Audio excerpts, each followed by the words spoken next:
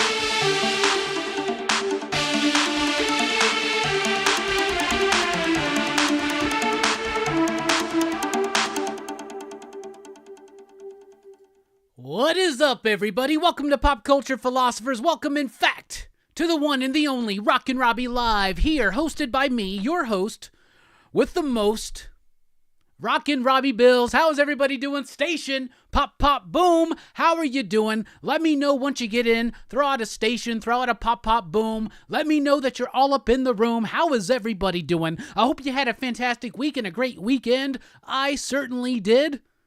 But we got a great show coming up tonight. But first of all, I just want to say, how about them Cowboys? That's right, Cowboys handedly defeated the Giants again. And as CMA Thunder says in the chat, great win today. Dak had a hell of a good game, but New York does suck. So, anyway, this is your best spot to be on YouTube on Sunday nights to talk about comics, movies, pop culture, and a whole lot more tonight. We'll be doing the DC sneak peek. We'll be doing a review of The Marvels. That's right. Believe it or not, Marvel's got a new movie out. We're going to be doing DC in the 90s, a little bit of show and tell, all of that and more tonight here on Rockin Robbie Live. Though this show is driven, fueled, if you will, by your questions, your thoughts, your comments, your concerns. Get them in right now. What do you want to talk about for our opening shots? What do you want to do? What do you want to chat about? I already said that. Anyway. How is everybody doing? Do check us out over at Facebook and on Instagram. We're Pop Culture Philosophers. If you're on Facebook, join the PCP Army. That's the official Pop Culture Philosophers Facebook group.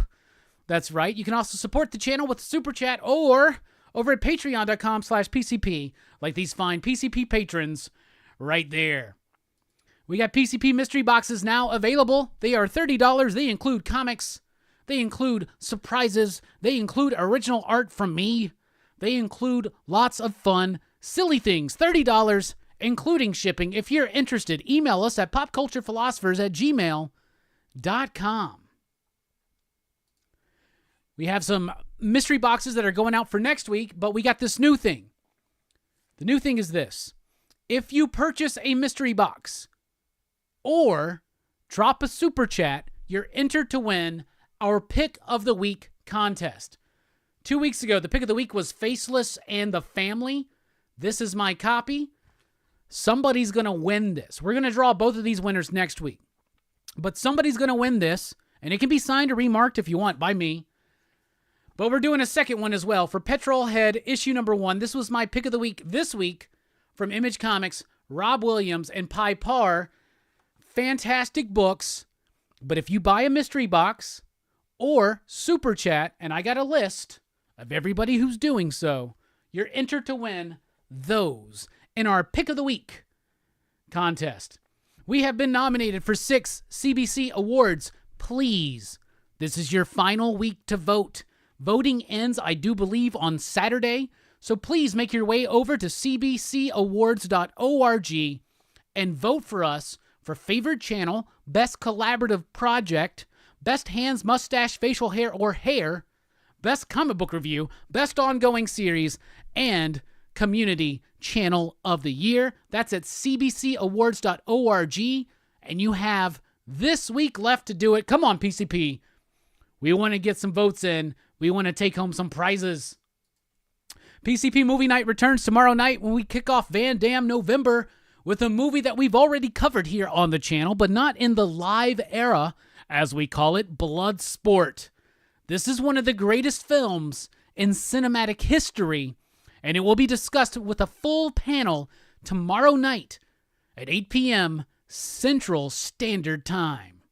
I will be making my return to Dylan's horror show on Saturday night as we talk about the new Eli Roth film, Thanksgiving. I've been waiting for this movie since 2007, 2008, whenever the Grindhouse trailer first came out, right? Or this was, it was one of those faux trailers in the movie. I am so pumped for this. And yes, that's right. You see the banner. Dylan has already started Holiday Horror Fest. He started it last night with the Hulu original Pilgrim, and it continues this week with Thanksgiving. PCP will be joining in December, but until then, it's Van Damme November. So join me for 2 movie reviews this week. Tomorrow night on PCP Movie Night, Bloodsport, one of the greatest movies in cinema history. And then over at Dylan's Horror Show on Saturday, join me to talk about Eli Roth's Thanksgiving. And don't forget, PCP mystery boxes are now available, only 10 available, and if you buy a mystery box and or super chat tonight, you're entered to win the Pick of the Week contest. One of these books could be headed your way. Anyway, how is everybody doing? I'm super excited to be here. We're going to take a look at the chat here in just a second. But I've had a great week. I've had a great weekend. Life just seems to be getting better and better. And one thing I do want to start the show off tonight with is saying this. What you think about, you bring about.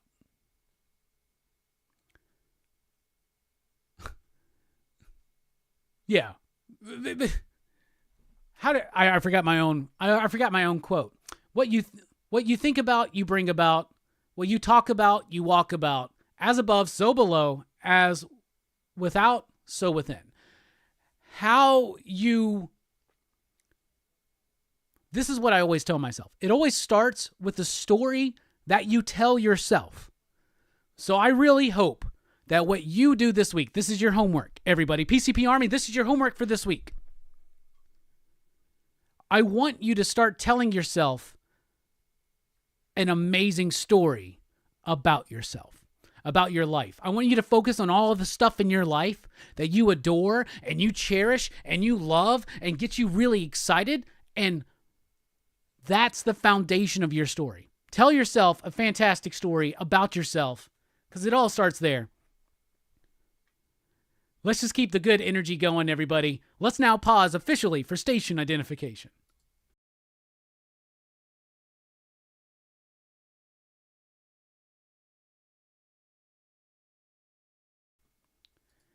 All right, y'all, we're about to get to the chat. What do you want to talk about? Let us know in the comments down below. This is the show where I get to interact with you. But before we do that, it's time for your very own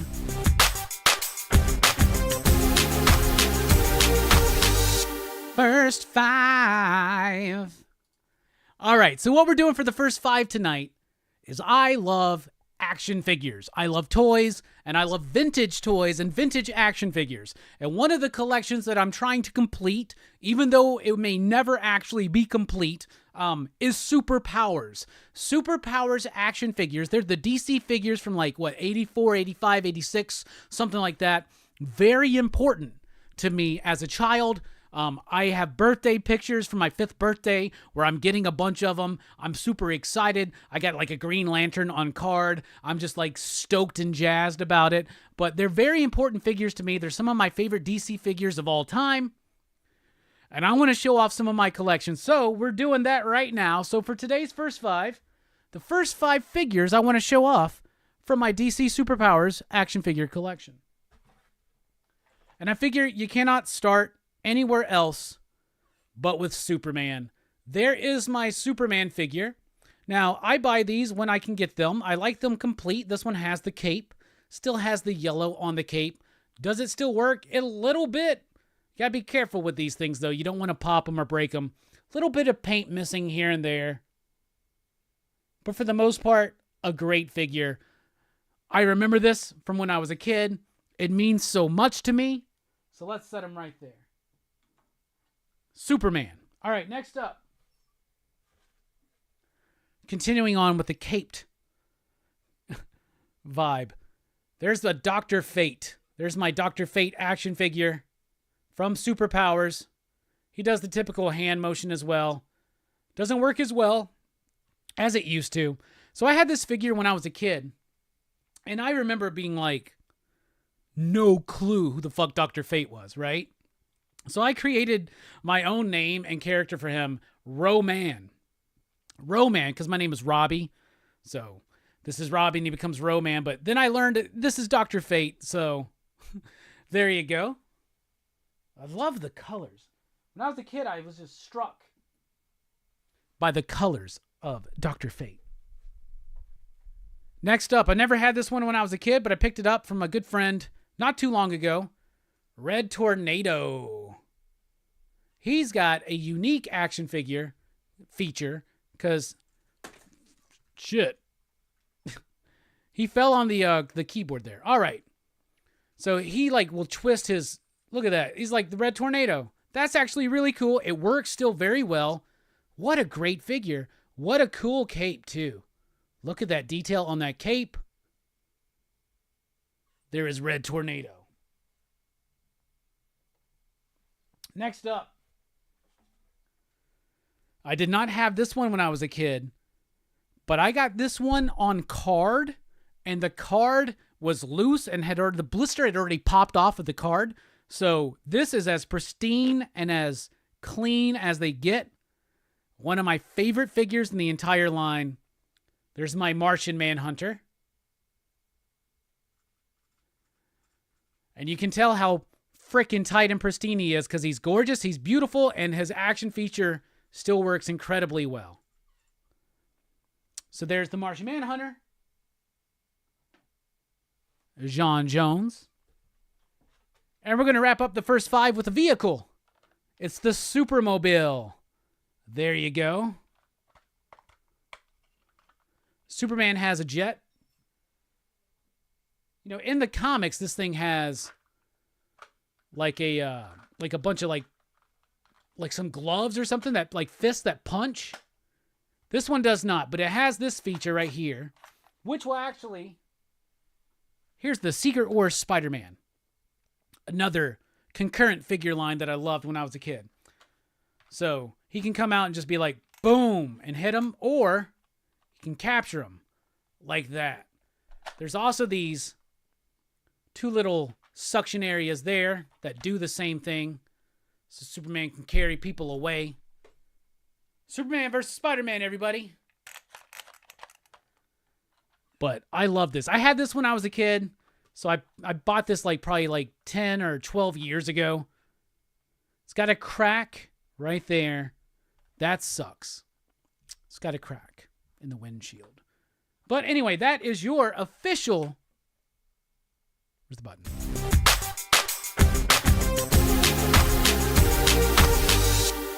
First 5. All right, everybody. We've officially started the show now. Let's take a look at the chat, see what is up, see who's here. Station, everybody. Hope y'all have had a good week. I have. I have finally, after over a year and a long break since I went back to it, I finished my rewatch of the original Twin Peaks last night. Watched the final episode of the original Twin Peaks, setting me up to rewatch the movie, Fire Walk with Me, and then to finally watch Twin Peaks The Return for the very first time. So, I am very excited for that. Also watched some other cool movies this week. We'll get to it. GTK Comic is in the house. What is up? Our Ariaga is in the house. Station. Entropian Comics. What's up, Kev? Greetings, community. Chill Out Man is in the house. Station. How y'all doing? The Name Changes is in the house. Hola. Chill Out Man says, are we going live? Come on, bro. I got my beer. I got my smoke. Let's party. Bruh. This one's for you. I got my beer. I got my smoke. Let's party. Everybody throw it up for Chill Out Man.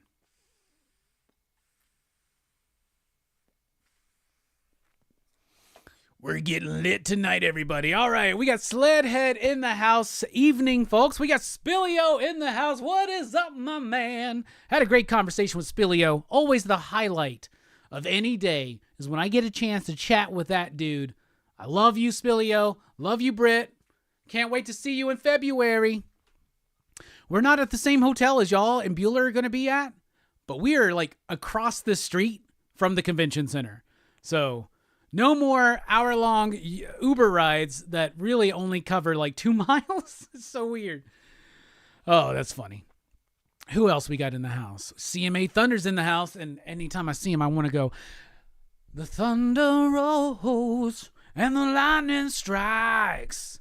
Another love grows cold on a stormy night. As the storm rolls on out of control. Deep in a heart, the thunder rolls. Pop, pop, boom, everybody. Hey, we got Joe Corallo in the house. What is up, Joe? Joe says, I had a great weekend. Saw The Man Who Knew Too Much and North by Northwest on the big screen.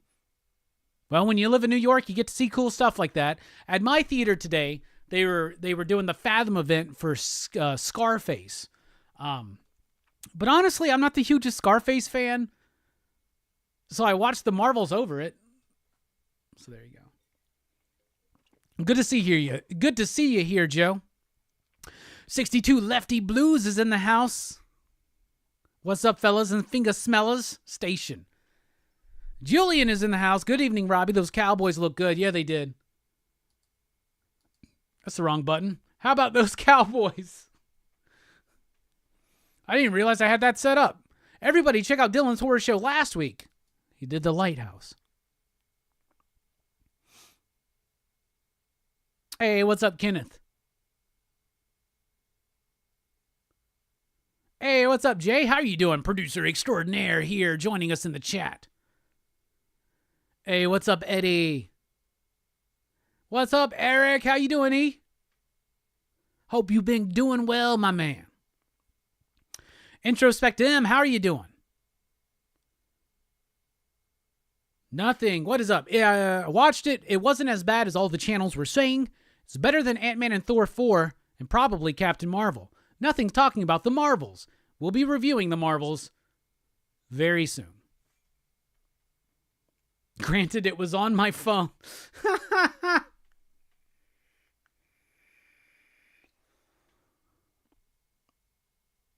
Hey, what's up, Joe? Joe.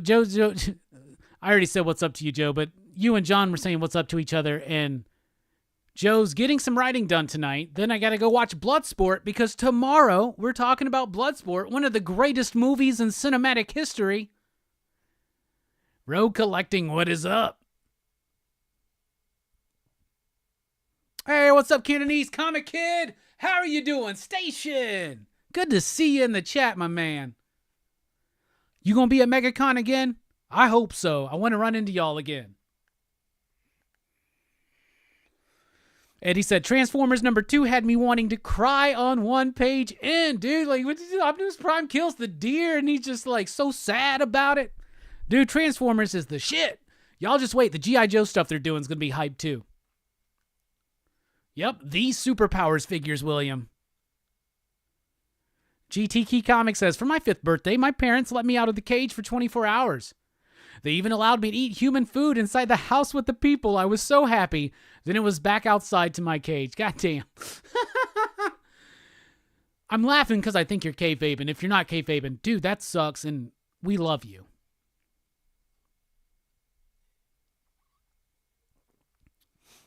Introspect M says the best figures had some cool special function. Absolutely. There are 34 figures in total. Yes, I do not have anywhere near close. In fact, I think we can make it through like one more. Like after tonight, we can do one more first and final 5 with them. And then I got to get some more. I just don't know if I'll ever get that cyborg. Sledhead loves the Golden Age Red Tornado.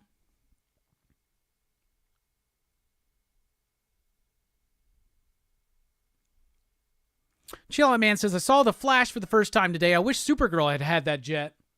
I really like Supergirl in the Flash movie. Pretty sure Wayne Enterprises financed that Superman plane. Maybe it was Kryptonian technology, 62 Lefty Blues, developed by some crystalline intelligence of Jor-El or something like that. To be honest, it's kind of dumb for Superman to have a jet that can only hold himself. Maybe. Here's what I say, and this is what I've been saying since I was a kid. First of all, let's be real. The reason why there's a Supermobile is because they had to sell a vehicle for Superman. Does this make sense? Not really, but this is the 80s. Now, granted, these figures came out before Crisis on Infinite Earths and the John Byrne post-Crisis relaunch, where they were depowering them, but that was happening off and on for a while there. However, when Superman's in space, especially in space, there's no guarantee that wherever his journey is going to take him, that there will be a yellow sun. So to me, it always made sense when Superman's in space to use something like this to conserve that solar energy stored within his body. So there you go. That's at least my excuse, and I'm expecting my no prize Kenner at any moment, though Kenner doesn't exist anymore. So there you go. Neighborhood Merc is in the house. Station, my man. Life is Good says, Red Tornado is totally underrated. Sinner is in the house. Always lovely to see you. Are the Cowgirls playing? No, the Cowboys have already played, and they won handedly against the New York Giants. So how about them? I know that the Twin Peaks film takes place before season 1, William. However, it was produced and made after the show. So I'm going in chronological order of production. So I'm watching the show, then I'm watching the movie, then I'm watching the new show. Most importantly, I'm excited to watch the new show. Honestly, I've seen that movie. I don't have to watch it, but I wanted to watch that. I wanted to rewatch the original series. And I was going through it very good, like a while ago. I was going through it at a good pace. Every night I was like watching an episode or two. And then you get bogged down in the middle of season 2 after they reveal who the killer of Laura Palmer is. Or an element of who the killer is. And then all that. Anyway, that is to say, I did specifically buy, like earlier this year, the Criterion Blu-ray of Fire Walk with Me. So I want to revisit it because I haven't seen that movie in like 20 years. So I'm going to watch that, and then I'm going to start the new show. Very excited. But before I do that, I might actually watch the new Dead Ringers show that just released because, so I was talking to a friend, and she recommended some movies to me. And one of the movies that she recommended was Dead Ringers. Now, Dead Ringers is one of those gaps in my David Cronenberg knowledge. Now, anybody that knows me and follows this channel knows that I'm a huge David Cronenberg fan. Scanners, Videodrome, The Brood. We just covered The Brood for Horror Fest. The Fly, Dead Zone even, right? Like, I like David Cronenberg. I like Eastern Promises. I like History of Violence. And I haven't seen all of his films, but one of those ones I haven't seen is Dead Ringers with Jeremy Irons. And I think it's on Amazon. It's on Amazon Prime. But there's a new TV show. 6 episodes, first season is out right now. It's a remake of Dead Ringers with Rachel Weisz as the main character. So they swapped the gender of the twin doctors. And in the original movie, basically, it's Jeremy Irons plays these twins that are gynecologists. And what happens is one is more suave and smooth than the other one, and they share everything. And so the smooth and suave one will bed a woman, usually a patient, and allow the brother to switch his place so that he can have a sexual encounter and experience. They wind up coming across an actor. It gets crazier and crazier and crazier. Y'all, I loved that movie so fucking much. I don't know why it's taken me so long to watch Dead Ringers, but I am so glad that I did, and I cannot wait to watch it again with a little bit more attention being paid to it, because I'm sure that there are little subtle things that I missed on the first watching, because that movie never went quite in the direction that I thought it was. There were certain things that I thought would happen that did happen and come to fruition, but I really did not expect a lot of this movie. And the same friend had also recently, just the other night, watched the Dead Ringers TV show, and she said she actually really liked how they handled it. So I'm excited to check that one out. So I might actually watch the first episode of that when we get done here tonight. But Dead Ringers was awesome. I loved it. I would give that a very enthusiastic 5 out of 5. Cronenberg's one of the best directors out there. He just really, really fucking is. So, and I haven't seen everything, but everything I've seen, I love. Even Shivers. I like Shivers. Rabid. Yeah, it's good stuff. Hey, what's up, No One? How you doing? GT. All right, lost my way in the chat. Let's get back up there real quick.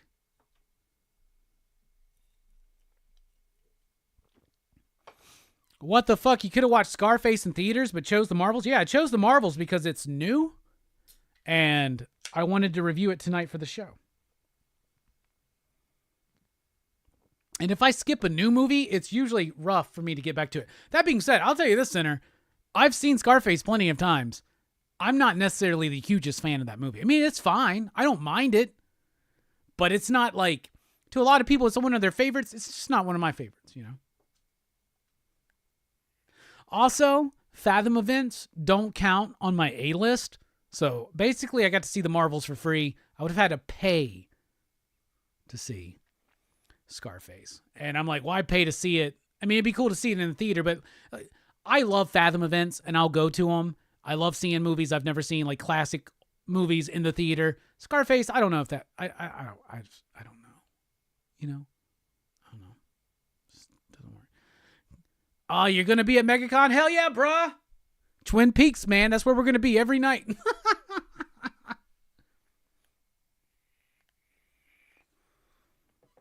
Any team would look good against the Giants. You're right about that, William. Evil Face Bad is in the house. Superman don't need no damn plane. Hey, does anyone know if the G.I. Joe book coming out this week ties into the Energon universe? No. What's coming out this week is G.I. Joe Real American Hero 301. It's a continuation of the original Marvel G.I. Joe series written by Larry Hama that they continued over at IDW. They're continuing it over at Skybound. It is not in any way connected to the Energon universe. The Joe connections to the Energon universe actually started in Transformers number 2, which I've known about for months and I couldn't tell y'all, but I know other things that are connecting it all together that are very exciting. You guys are going to flip your shit when you get to the end of Transformers number 4. However, Duke number 1 by Josh Williamson and Tom Riley is releasing in December, I believe, next month. And that is the official kickoff of G.I. Joe in the Energon universe.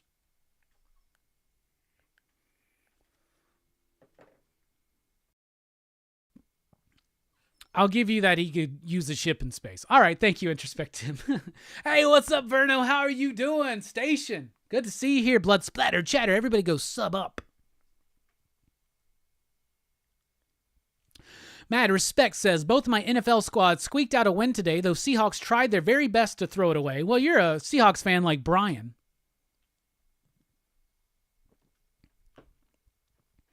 Jay said, they made that Superjet and all I wanted was the Fortress of Solitude. They've never done a fucking Fortress of Solitude action figure playset, have they? Maybe they did for one of the movies, like Superman Returns or something, but that would be dope as fuck, actually. A Fortress of Solitude playset, like from that 80s, 90s era, that would be dope as shit. Joe saw Fire Walk with Me on the big screen. Oh, that's your bit now, isn't it? The big screen bit. I like it. William says, I still own the Diary of Laura Palmer book. Hell yeah.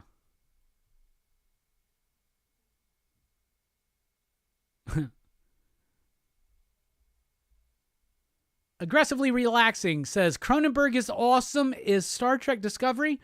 I've only seen the first season of Star Trek Discovery, and I liked it enough, but Cronenberg films are better than that. Hey, what's up, Dylan? We got Dylan and Bloodsplatter Chatter in the house, two of my horror homies. Hey, nice alliteration. Don't forget, I'll be on Dylan's Horror Show on Saturday to talk about Eli Roth's Thanksgiving for Holiday Horror Fest, which is officially kicked off. I haven't watched that Pilgrim movie yet, Dylan. I need to, though. I plan on watching Thanksgiving this week, obviously, when it releases. However, I also do, for Thanksgiving time, I've been thinking about it, and I'm going to watch House of Yes, I'm going to watch Blood Rage, and I'm going to watch that Pilgrim movie. And I'm going to watch The Cowboys, hopefully win.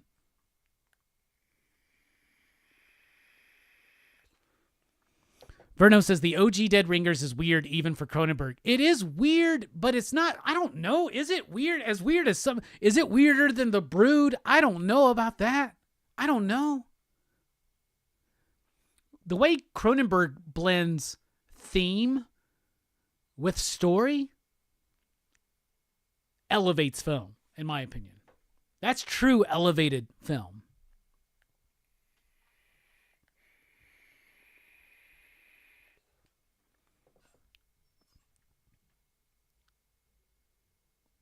Dylan, I always assumed that you were a huge Scarface fan.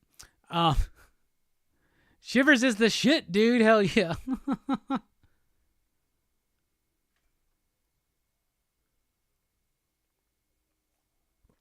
DHS Dylan says, I was hesitant to watch the new Dead Ringer show. I'll let you know what I think, because I'm very curious to see how they're going to do that too. I'm very curious. But my friend who recommended Dead Ringers to me, she recommended that show. She said she loved the show, so. And she even said the same thing I said about the movie. She said, I want to watch it again to pick up on more stuff. But if they're going to gender swap Jeremy Irons in that movie and you get Rachel Weisz, like, yeah. I've had a crush on her since the fucking Mummy, dude. The Stephen Sommers Mummy movie from 98, 99? Love that movie. Love her in that movie. She's like hot. I like Shivers too, man. Come on. That's right, Eddie. The Ice Cream Man Sunday Edition Volume 2 comes out this week. Hopefully, no, it releases this week. I have the physical copies already at my shop. I actually thought about bringing my copy home early just to show it off tonight, but I didn't. But I'm really pumped for that.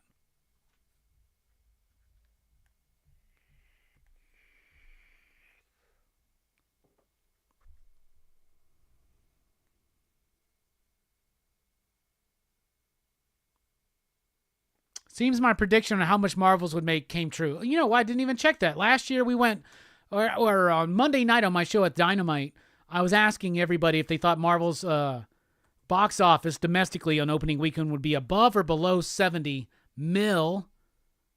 And I said below.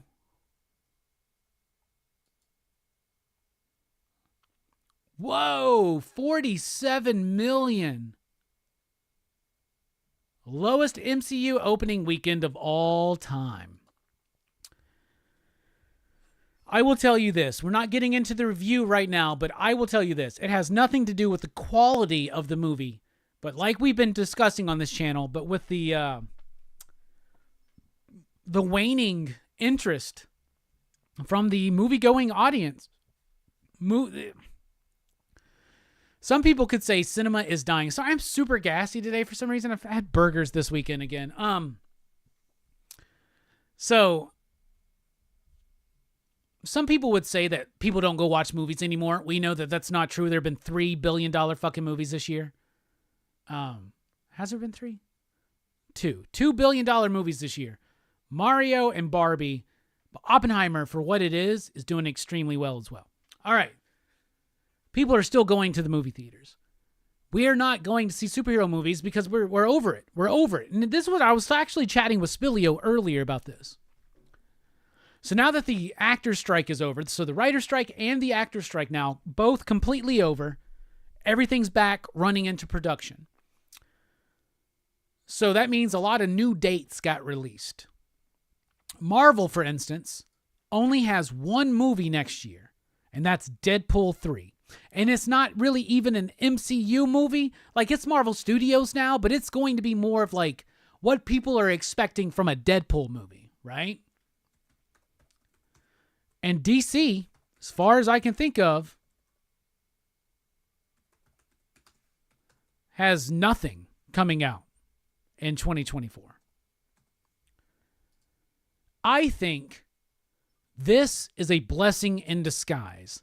And I even said this to Spilio in our conversation earlier.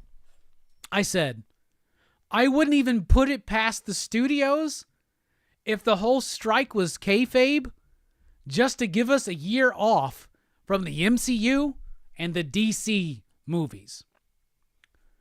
So what's happening is that in 2024, no DC movie. In 2024, only one Marvel movie, Deadpool 3. Not really an MCU film. But in 2025, from DC, we get Superman Legacy. And from Marvel, we get Captain America, Brave New World, Thunderbolts, Blade, and Fantastic Four. Some of those dates may shift. That Thunderbolts might be a dud in that lineup, meaning like a lot of people, like brand recognition's not there. Superman, Blade, Fantastic Four, 2025 could be a resurgence, especially after a year off for the most part. Now, Marvel will still have TV shows release, and DC will still have a presence out there with some animated films and shit like that. However, we've been saying we need some time off. The strike, with the way it's all played out, it's giving us a year off from the MCU and the finale of the DCEU, which is Aquaman next month. That is a perfect setup for 2025. As long as those movies hit, if Superman, Blade, and Fantastic Four actually hit, it's a different conversation. So I actually think it's a blessing in disguise. Let me get a look at that Chucky shirt, brah. All right. There you go. There's the Chucky shirt. This one's from one of those websites. Fright Rags, Cavity Colors, Gutter Garbs. One of those fuckers,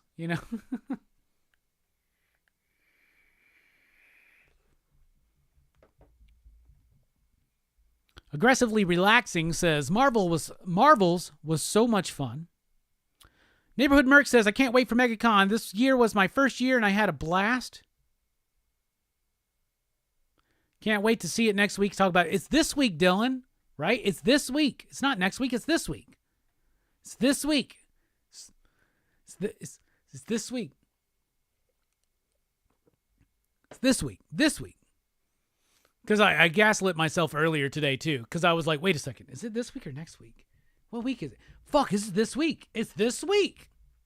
Thanksgiving is finally here this week. Not the holiday, but the movie.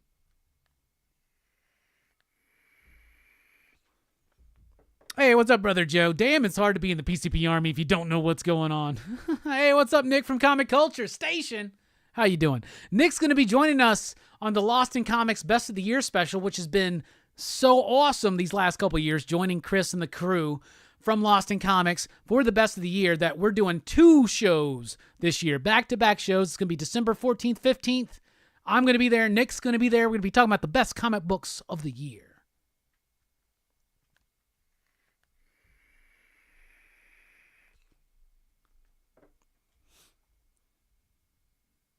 Alfred, what is up?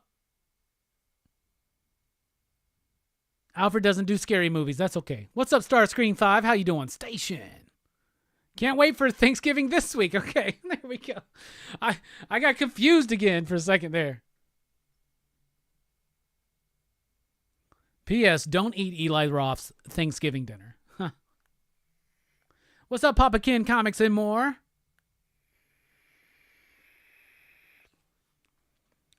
Nick says, Robbie, I read Graffiti's Wall for the first time today. Damn. Here's my question. Why are you just now reading it for the first time? I've been talking about that book for a couple years now, bro. That's a great book, though, isn't it? It's so fucking good. That's Anand R.K. That's the same dude who did Blue and Green. Bro, think about that. Right? It is. Right? You read Black Mamba, right? Have you read Black Mamba? Hey, Robbie, is that new comic Dutch an old character from Image's Bloodhood? Or Youngblood? Bloodhood. Bloodhood? Bloodhood, write that down.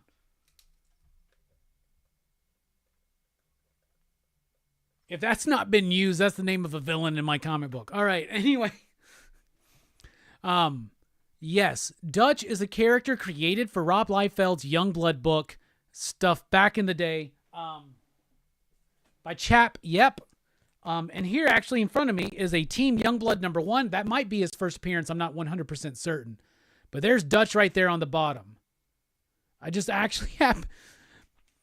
Goes to show you, every once in a while, you just happen... I have a Rob Liefeld-ish comic in arm's length at almost any given time. This is my lifeblood right here, y'all. But yeah, there's Dutch right there. My name is Dutch. Don't believe me? There's the second printing of Youngblood #1 I just have right next to me as well. So, there you go. Rob Liefeld. Rob Liefeld, you want to be on the show? I'm a big fan. I want to have a chat with you, man. Like, Rob Liefeld's like the MC Hammer of the comic book industry of the 90s. Like, in particular. He's like, MC Hammer is to hip-hop as Rob Liefeld is to comics, but Rob Liefeld's still working. You know what I'm saying? And if you know the story of Hammer, I'm not making jokes. Like, I'm being serious. Like, Hammer was a very giving person and had a lot of money all of a sudden and tried to, like, spread the wealth. Rob did the exact same fucking thing. Rob, if you want to join us anytime, you let me know, bro. I'll accommodate your schedule.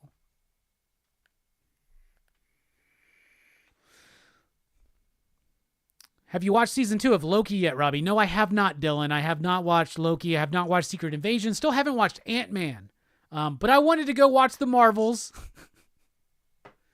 And there was actually, it's not like I had an overwhelming desire to go see the Marvels, but I was like, bruh, I am falling behind. If I don't watch the Marvels, then 1 week I'm going to have to watch Ant-Man and Shazam 2 and Secret Invasion and Loki and the Marvels. Like, fuck, let's just get back on track.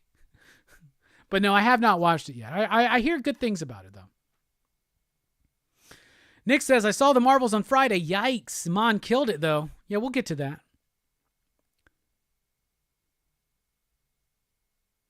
Joram, what is up? Horrorfest. I don't know whose vehicle it is, but the keys are in it, and it went by way too fast. Station Rockin Robbie Live. PCP Army. Station in the chat. The vehicle, I mean, obviously Horrorfest is a PCP creation. But Dylan has been a big part of it for 3 years now, and I can't imagine Horrorfest without DHS or Dylan.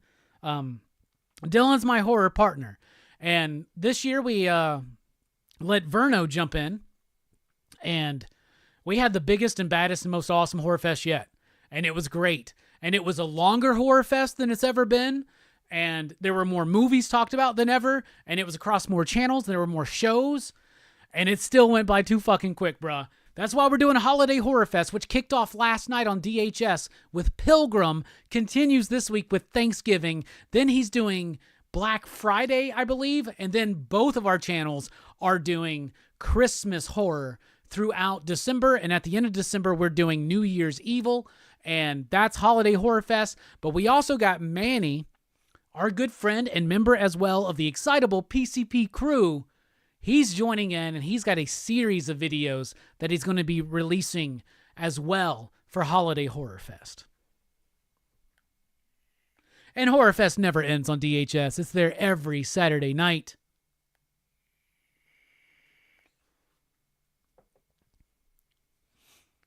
Evil Face Bad says, we're not over superhero movies. It's just how they're producing whack and woke trash with horrible stories and characters nobody asked for.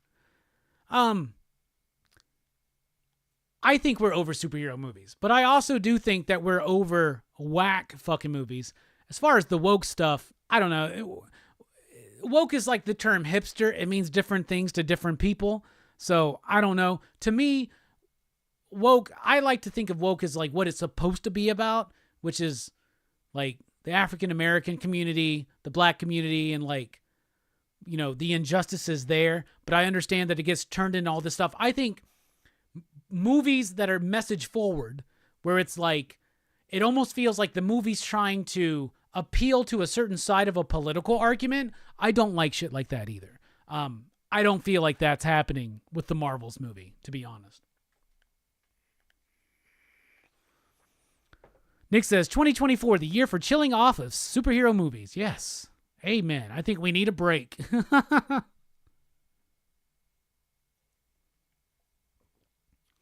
Eric says, theatrical releases across the board just aren't the pull they used to be.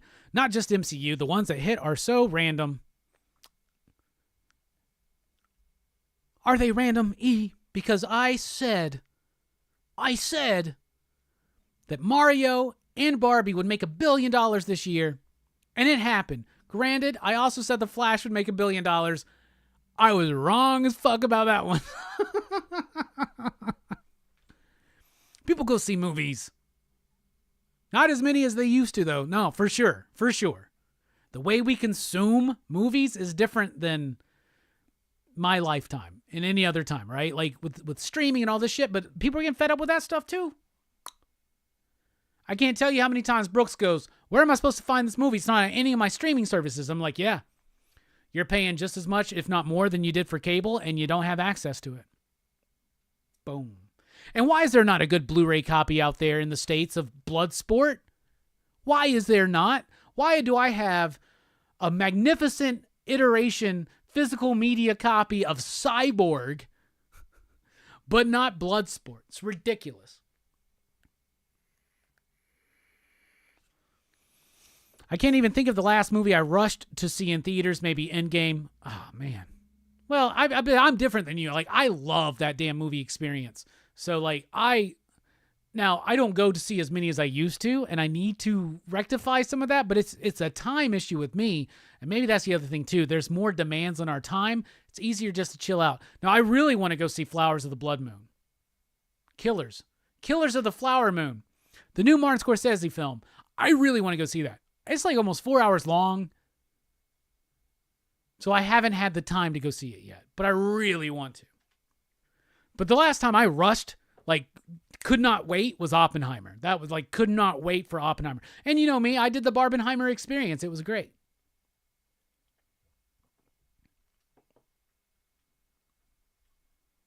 Jay says, Deadpool 3 and Superman Legacy are my most anticipated movies. Superman is my dude.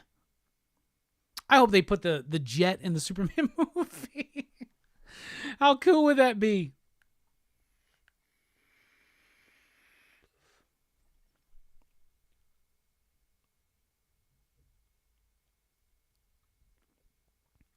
Nothing says they need to put all of the Avengers people on the back burner and focus on X-Men and then recast the new Avengers. Center24 says, I really hope DC doesn't mess up Soups in theater and makes it a boring, dull movie. I don't think we're going to get a boring, dull movie from James Gunn, but we'll see what happens. My partner in crime, Stokes, is here. Damn, I keep knocking stuff off. Oh, it's that car. Oh, one of my show and tell items just fell over there. I got to remember to grab it. Grab show and tell. I knew that was going to happen. All right. What was I saying? Stokes is here. Kevin Stokes, comic book professional artist extraordinaire. Me and him, it's been officially announced, we are working on a project together. What is that project? When is it going to be available to y'all?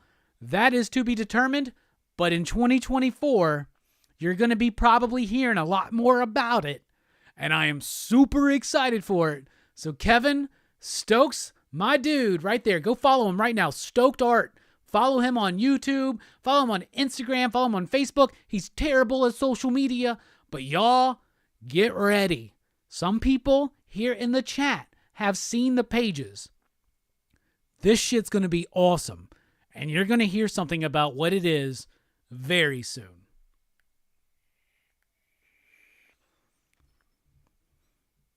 Yeah, I can't keep breaking their kayfabe, can I? Chill out, man.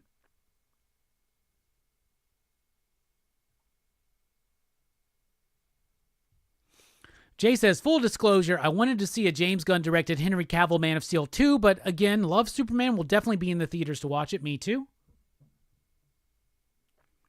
Robbie, you can't use Bloodhood. It's too gang-related. We'll see what happens. Hey, Stu from Dr. Doom's fan club is here. Station. Everybody check out his channel. Somebody please throw a link in the description, or not the description. You can't do that. Only I can. Throw out a link in the chat to Stu's channel. Sub up him. Throw out a link to Dylan's channel. Sub up Dylan. Throw a link out to Verno's channel. Sub up Verno. Anybody else is here that has a channel, just throw them out. Me and Stu are actively have been discussing me appearing on his show on Wednesday nights. Supreme Clientele. It's a great show. Everybody needs to check it out.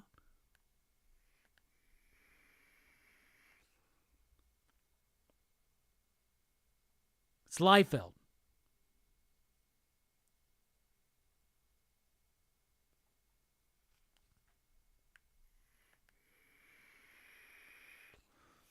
Evil Face Bad says, I need to be on drugs to like Liefeld's art. That's my secret, Evil. I'm always on drugs. Chill Out Man says, Horrorfest was epic. Eric says, I need the damn TVA to manipulate time so I have time to watch Loki Season 2. Nick's not sure how he's going to feel about it.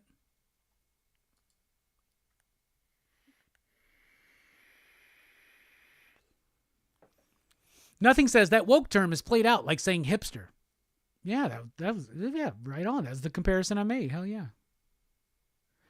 My cat wants out. I know. Just a moment. Let's wrap up the first act. Little Tiny Fish said, just came here after randomly watching your Let's Talk Night Thrashers. Did you see that he's got a new mini in February? Yes.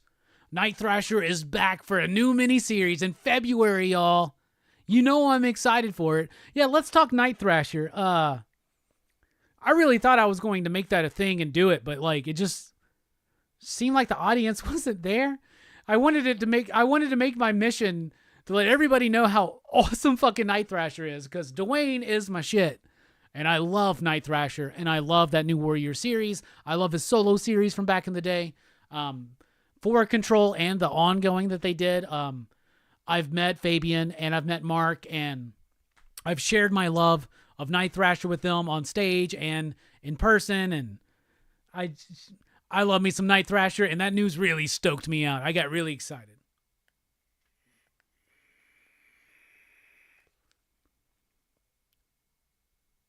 I like the misery. I like the death. I like this world! Why is that on fucking Blu-ray and not Bloodsport? As much as I love Cyborg, Bloodsport is one of the greatest films in cinematic history. Come on, y'all. 62 Lefty Blues says, 65-inch big screen at home, 2,400 DVDs and Blu-rays. No reason to leave the house. You're doing it right, brother. As Eric says, hell yeah.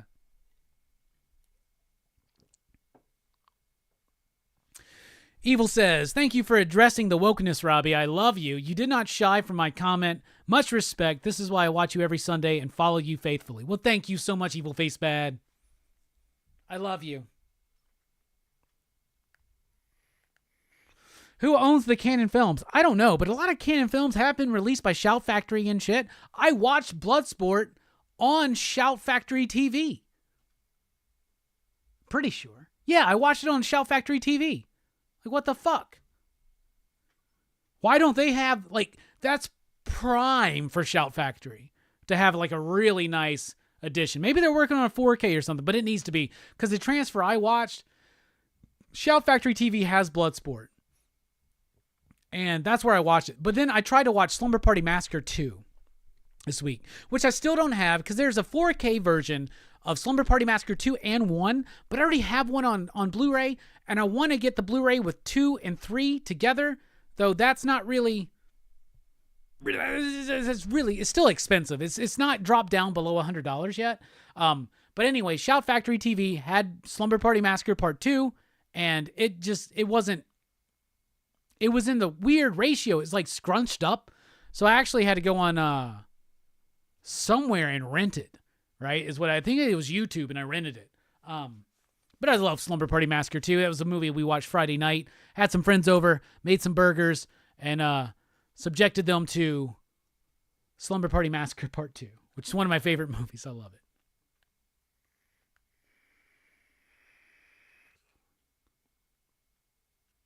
Green or White Ranger? That's a tough one. I like the look of the Green Ranger better, but I like the Zord of the White Ranger better. It's really tough. It's really tough. Green Ranger number 1. He's got the fucking Dragon Dagger. The Dragon Dagger is way cooler than Saba.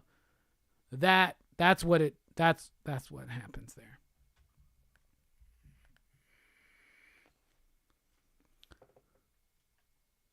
Chill Out Man says, watch Kickboxer first, then Bloodsport second, then Street Fighter. An amazing Van Damme backstory there. Absolutely. Night Thrasher, the skater boy. See you later, boy. Hell yeah. Shout Factory TV free? No, it's like an add-on to my Amazon. I have Shudder and I have Shout Factory. There is a Blu-ray with Bloodsport and Time Cop, but it's not a good transfer of Bloodsport. There's not... I know what you're talking about, and it's not super easy to find, but I was almost getting that. But I didn't. No, you did not miss the Marvels chat. Yeah, I got to let my cat out. All right, we're taking a quick break. When we come back, the DC sneak peek and the Marvels movie review here on Rockin Robbie Live.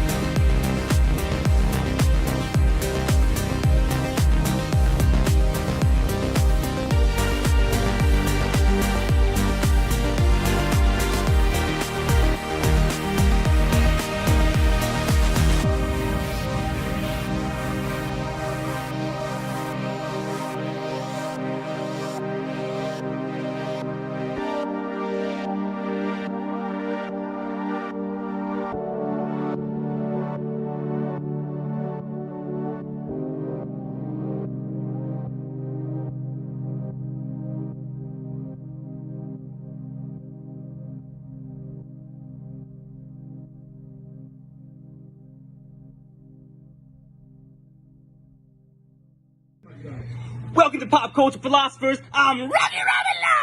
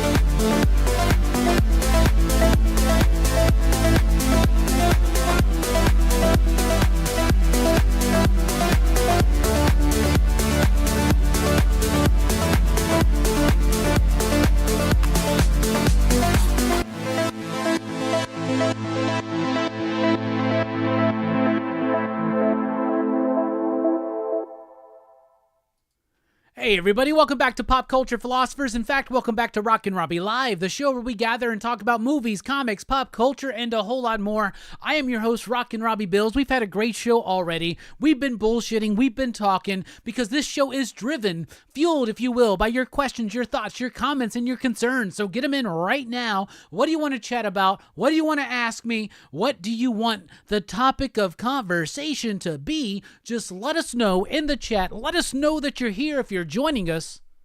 Throw out a station, maybe a pop, boom, you know what I'm saying?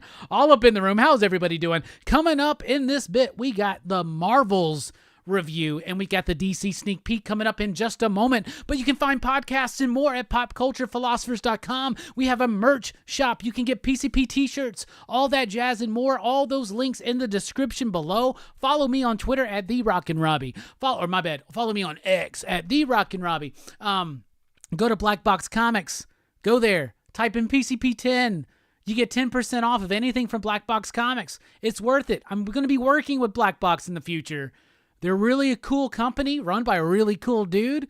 So keep your eyes open and ears wide. If you want to help support this channel, you can go over to Facebook and Instagram and follow Pop Culture Philosophers. And if you're on Facebook, join the PCP Army. That's the official Pop Culture Philosophers Facebook group. If you want to financially support the channel, you can do so with a super chat or at patreon.com/PCP, like these fine PCP patrons right there. What do we do there that's extra? Well, we drop the downloadable audio file of the weekly comic book review hours before it drops on YouTube. So that's pretty much all we got. So it's basically like a tip jar. Thank you so much for all of our PCP patron supporters. I really appreciate y'all sticking through and supporting us financially. But all the support we need is you being here, liking, sharing, subscribing, letting everybody know that this is the place to be.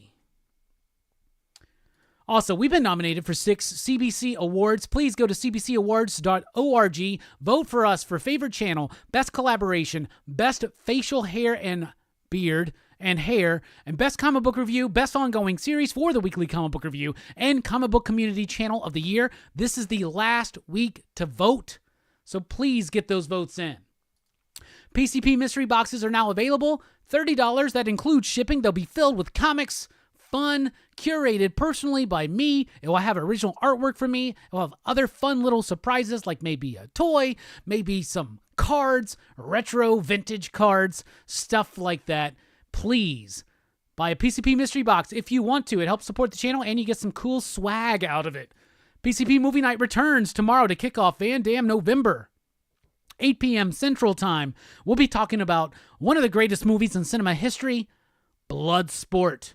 And then on DHS, that's right, Dylan's Horror Show. On Saturday night, I'll be there to talk about Eli Roth's Thanksgiving. We're in the midst of Holiday Horror Fest. Do not forget, y'all. We now pause for station identification.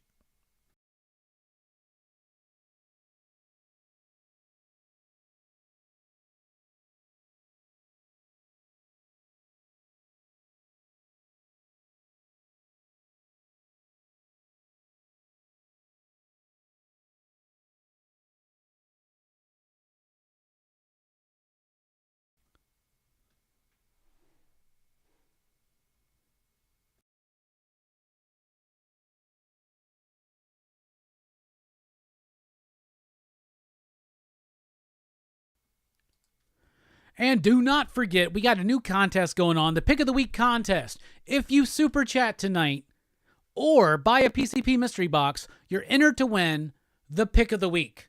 We got 2 contests running right now. One from last week, one from this week. What we're going to do is combine last week's PCP mystery boxes and purchasers and super chatters with this week's. And what we're going to do is somebody's going to get Faceless and the Family #1, and someone's going to get Petrol Head issue #1 as well. Both of these, the last 2 picks of the week, if you want them signed and remarked, you can ask me to do so.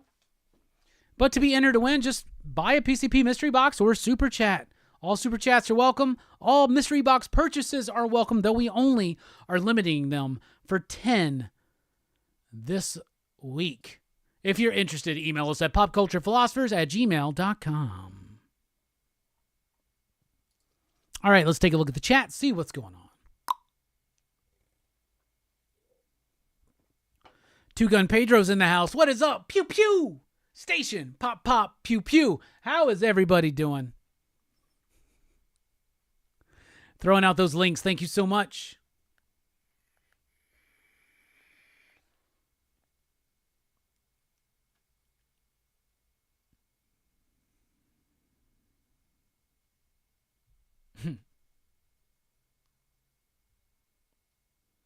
That's right, everyone. Put your hands up. Two Guns in the house.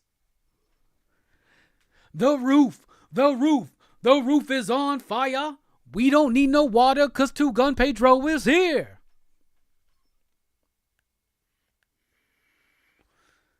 Peace out, Eddie. Love ya. Billy has an official publisher for your book, Station. Congratulations, Billy. Please let us know when it happens, bro. I'll gladly take a copy.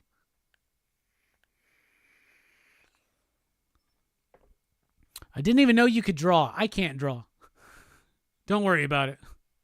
Though I did the other night, I did a zombie Red Sonja that I was doodling. There's a zombie Red Sonja I did. Some dude with some crazy hair. So, I mean, you know.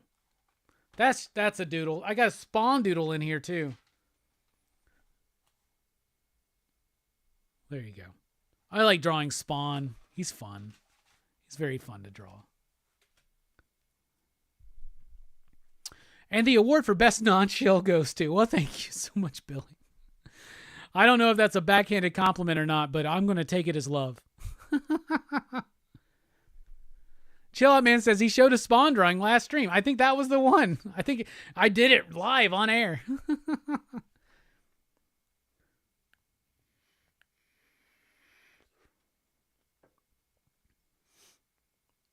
Isn't Best Beard kind of a presumptuous category for a comic review award? Do they have Best Rat category to balance it out? No, they don't.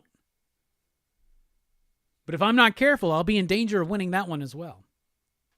Introspect says Petrol Head was good. I loved it. I thought it had such this like quality of movement and momentum and energy to it that I thought was really expressed in the visuals of that book.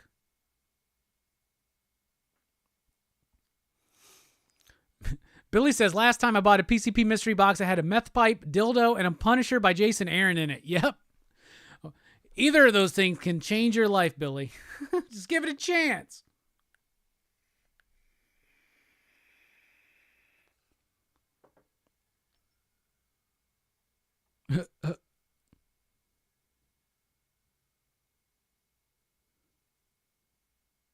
What do you think about that new Zombie Girl and Lady Death book coming out? I don't know. I haven't read a Lady Death book in years. I've been buying them. I've totally been buying them, but I haven't been reading them. And I don't know what Zombie Girl is. So I guess I don't have any opinions. Now, I love the old school Lady Death stuff with Stephen Hughes. I got to meet Brian Pulido this year. Brian Pulido was... I think he's a very big deal, actually, in the comic book industry. And I think more people need to put respect on the name of Brian Pulido. All right, y'all. Believe it or not, DC has books out this week. I've read them. I'm going to let you know what I think. Here is your DC sneak peek. All right, we're going to kick it off with a new number 1, Speed Force, issue number 1, from the pages of The Flash. It's okay. It's okay. It's not bad. It's not ultra good. It's serviceable and it's fine. If you are a huge fan of Flash, so much so that you like the Flash family aspect of it, but even more in particular, you like the Flash of China, I can't remember her name, and Wallace, Ace, whatever they want to call him, Wallace, his version of Kid Flash, that's what this book is. It's a focus in on those two characters. It is running concurrently with the narrative of Cy Spurrier and Mike Deodato Jr.'s The Flash, and it's okay. It's got Danielle D'Aculo, I think, on the artwork.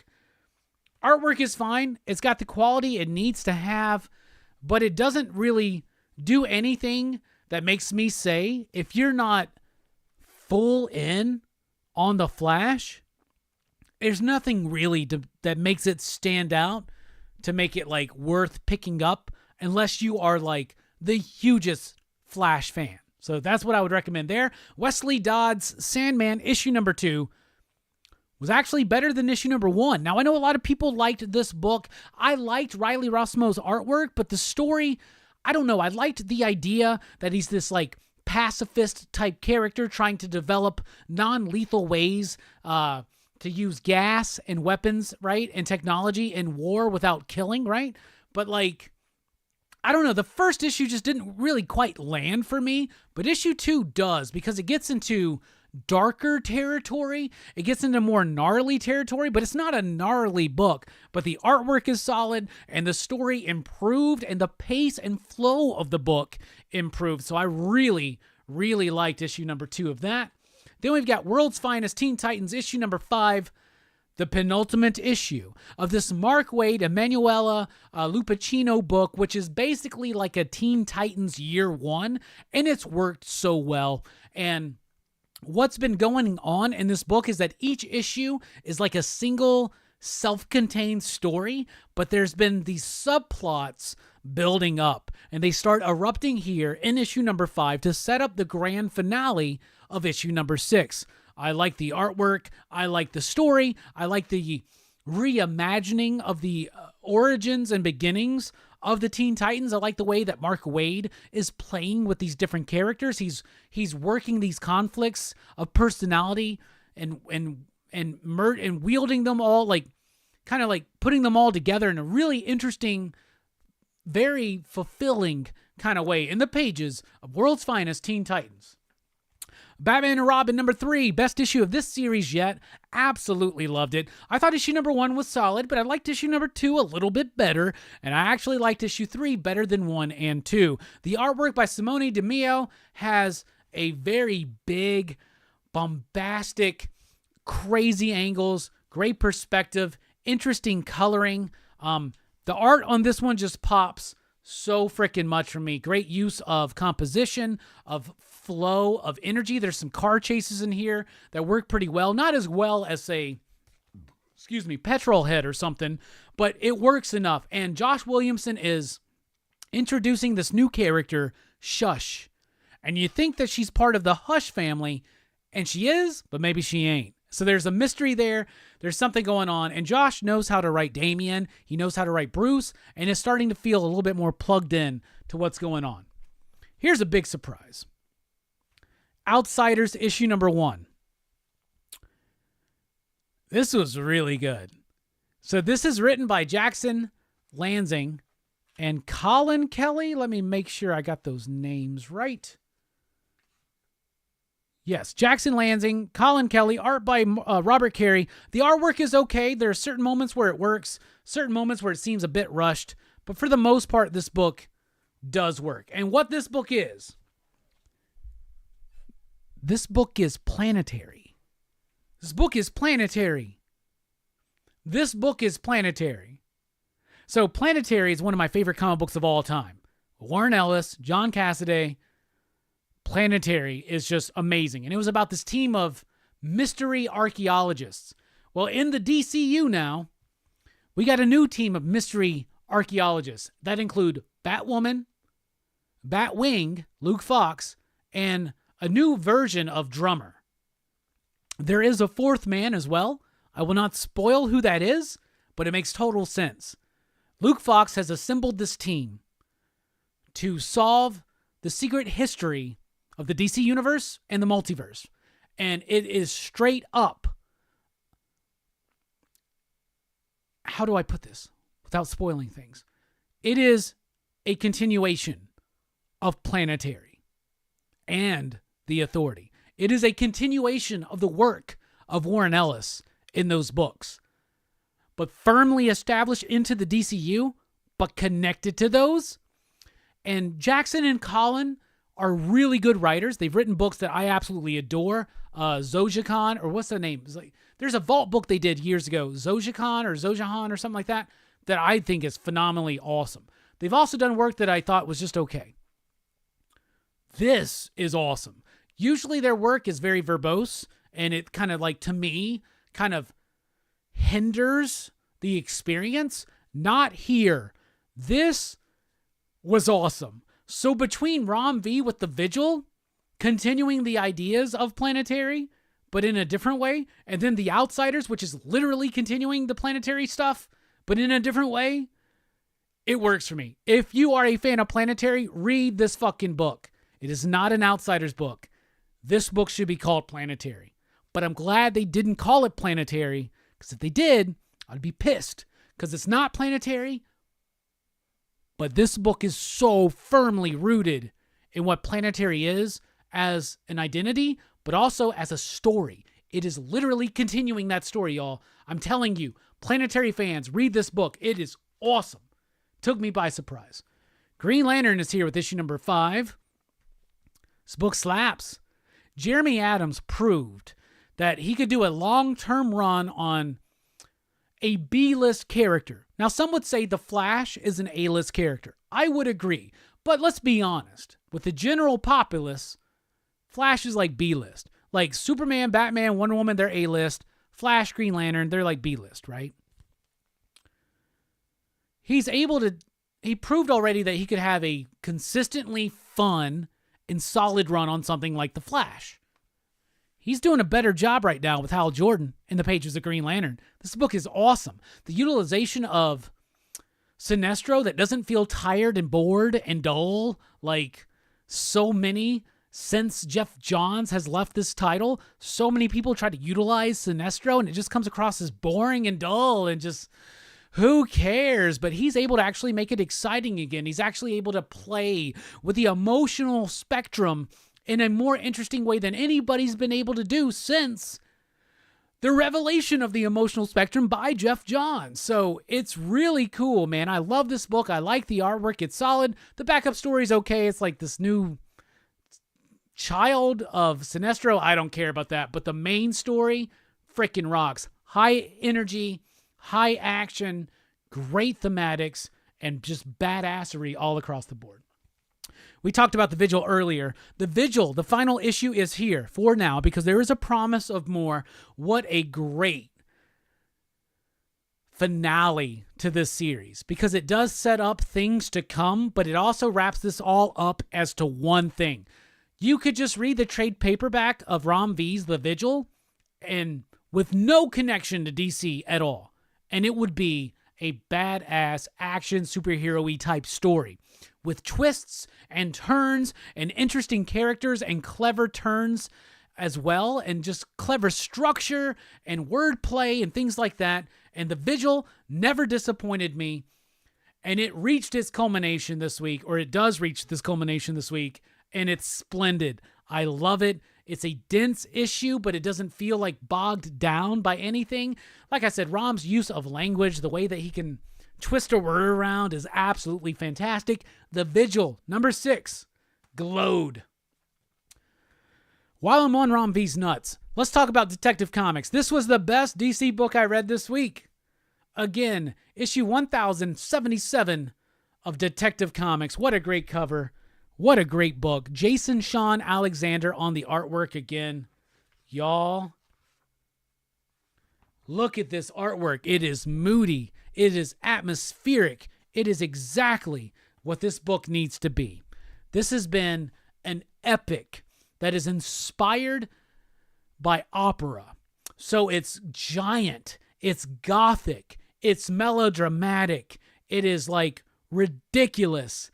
It is big and explosive and romantic and swooping, and it's operatic. That's what this book is, and it works so fucking well. And now we're in the interlude, and the interlude is Catwoman. Now that Batman has been captured by these villains, he's trying to be slowly turned. They're taking him to a public hanging. It is about the fate of Gotham. It is big, it is epic, and it doesn't feel like it needs to tie into anything. It's just telling its own story and telling it in a majestic, operatic quality, filled with tragedy, romantic type things. Not just like love, but like romantic, gothic, giant, operatic, soaring, swooping. I want an opera production of this when it's all said and done. It's great. It's Catwoman putting together a heist to steal Batman back from these villains. It works as a heist movie, right? It has that kind of syncopation and structure, but it's also in the midst of this operatic storytelling, which I think is just fucking masterful, y'all. Look at this artwork. Jason Sean Alexander, Rom V, killing it. All right, to recap. Speed Force, only for the absolute most hardcore of Flash family fans. Wesley Dodd's Sandman was better than issue number 2, added some gnarliness to it. World's Finest Teen Titans, really liking this reimagining of Teen Titans year 1. Batman and Robin number 3, continuing the momentum, actually improving on itself issue to issue. Outsiders number 1, do not sleep on the... Excuse me. Do not sleep on this book, especially if you're a fan of Planetary. Green Lantern is awesome. The Vigil reaches a very satisfying conclusion, but Detective Comics takes the cake for me for this week's DC Sneak Peek. All right, I got to cough my lungs out real quick, so we pause for station identification.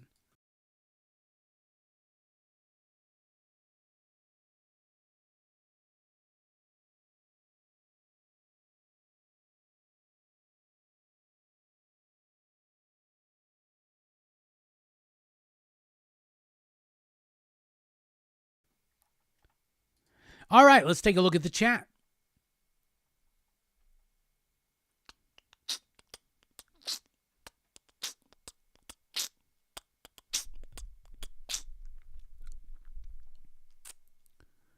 Let's see what's going on here.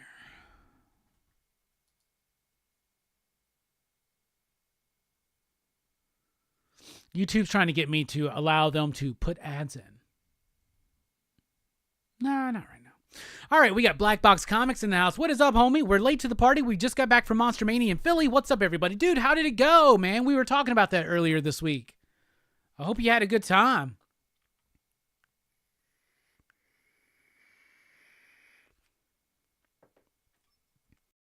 So Stu liked Petrolhead. That's awesome. Anissa's in the house. Anissa's in the house. That looks good.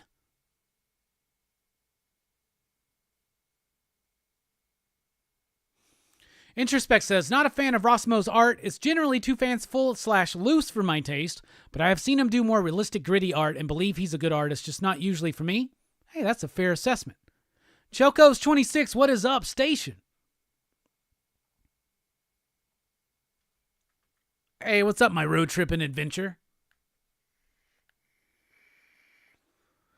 BlackBox says, Monster Mania went really well. Going to plan to do some more horror cons next year. Station, that's awesome. Porthos, what is up? How you doing? What's up, Bobby De La Ghetto? Station.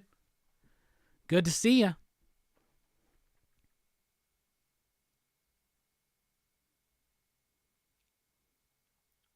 Name Changer says, been picking up Detective Comics. Yeah, I love that book. It's so freaking good. So good. All right. We're going to do this with no spoilers tonight, everybody. So if you're in the chat and you've watched along, you watched the movie, we're about to talk about the Marvels, but we're going to do it with no spoilers. So if you're in the chat, please do not share any spoilers. And we're about to talk about the newest movie from Marvel Studios, The Marvels.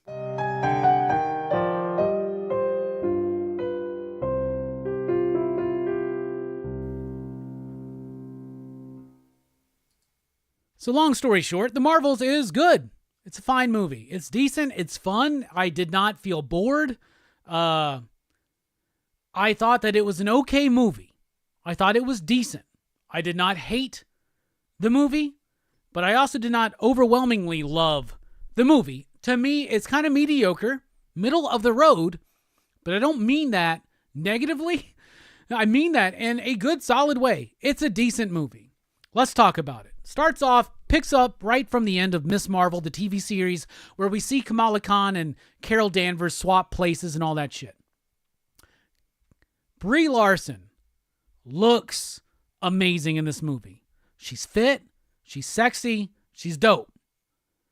Her acting, though, not so much. This movie really leans heavy into the comedy, and her comedic timing in this movie does not quite work for me, and it throws me off.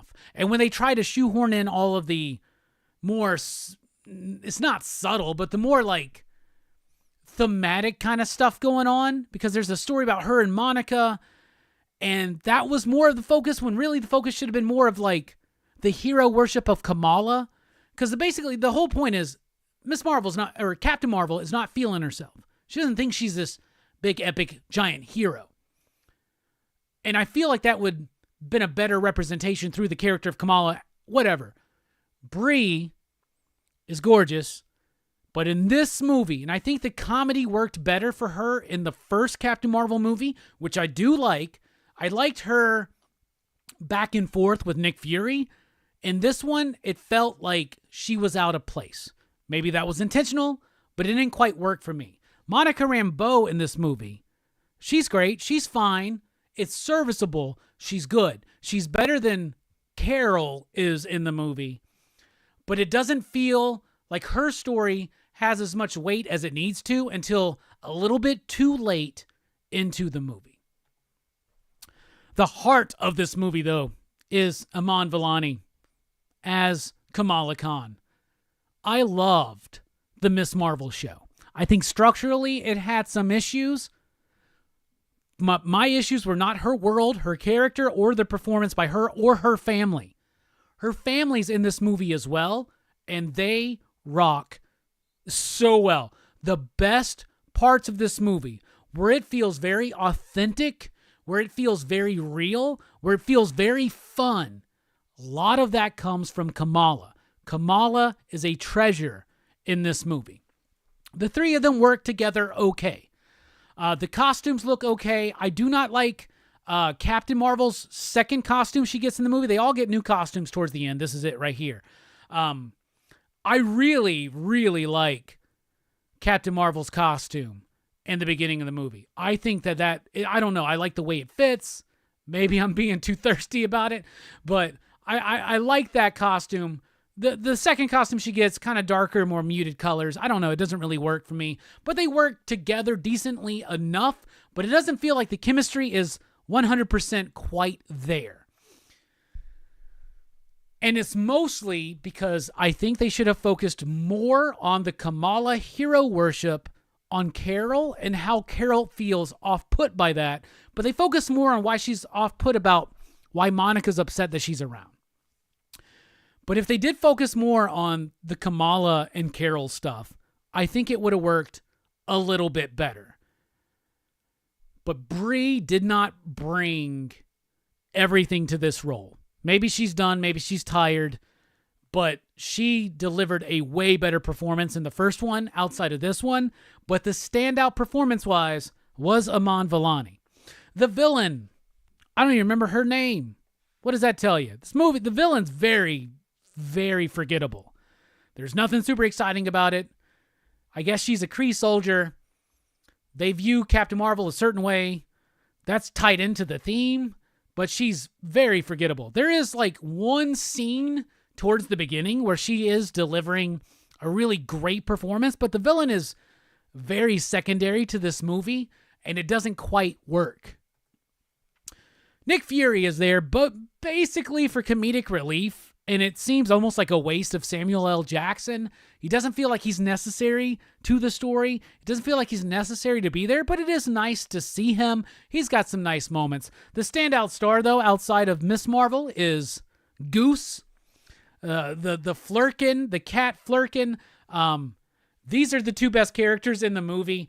They do one joke, though, with Goose that they just overuse way too much. But I'm a cat person, and I'm there for it. And no spoilers, but there's a scene with a bunch of kittens, and it's pretty freaking awesome. The CG is a little rough. It's a short movie. It's like barely over an hour and a half, but it does feel longer because it's a bit too episodic. A lot of it focuses on them when they're like changing positions, like back and forth, right? And that stuff could be fun, but they kind of like hinder itself. It's almost like too episodic, where it feels like it's a mini-series idea mashed into one feature film. Overall, I did like the movie. I thought it was enjoyable. I laughed out loud. I rolled my eyes a couple of times, but my biggest problem with the movie isn't even the structure. I think the structure's fine for the most part. Like, it's fine enough. It works really well as a continuation of the story of Kamala Khan. And it's trying to be a continuation of Monica and Carol's story, but that's where it starts like getting a little clunky with me. They could have shifted focus a little bit more towards Miss Marvel, her hero worship. That would have worked better for me, because then you could have seen Monica pissed at Carol, but then Kamala, who loves Carol, and like they could have played with that a little bit better. But Brie Larson was the biggest disappointment for me, because I know that she's a really good actor, and I loved her in the first one, but she just felt flat and like almost like she didn't want to be there. And her comedic timing did not quite line up with the energy of Iman Vellani. CG was, what we've come to expect from Marvel. It was okay, but there are moments where it's too video gamey. The music's okay, but nothing really stand out about it. So I thought it was good. Is it a must-watch? No. Unless you're a fan of the Miss Marvel show, yes, because you want to see that story continue, and that was really the joy of this book for me. There is a mid-credit scene, no post-credit scene. The mid-credit scene, a lot of you already know about. I liked it. It excited me, but not like when we saw Thor's hammer at the end of Iron Man #2. There's some other fun stuff, some teases to things to come. It was an enjoyable movie. I thought it was all right. So out of 5 possible you digs, I would give The Marvels 3 out of 5. That's what I think. What do you think about The Marvels? Let me know right now. Yeah, 3 out of 5. That's what I think.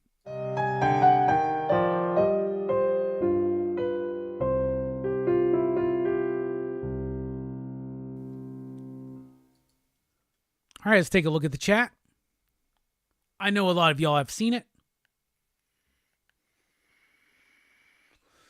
Bobby says, congratulations on your Cowboys. Thank you so much. How about them? I mean, I know it was the Giants, but it was nice. It was nice, especially after last week. Anissa says, just saw it last night. Chill Out Man says, okay, no spoilers. The Marvels are in the MCU. Chaos, what is up, Chris? How you doing? Jackson and Colin are doing great on the Star Trek comics. I fall out of those, but I need to check it out. Anissa says, the hate is crazy. It's definitely not that bad. Spilio says, I think Brie Larson is a hottie. Me too.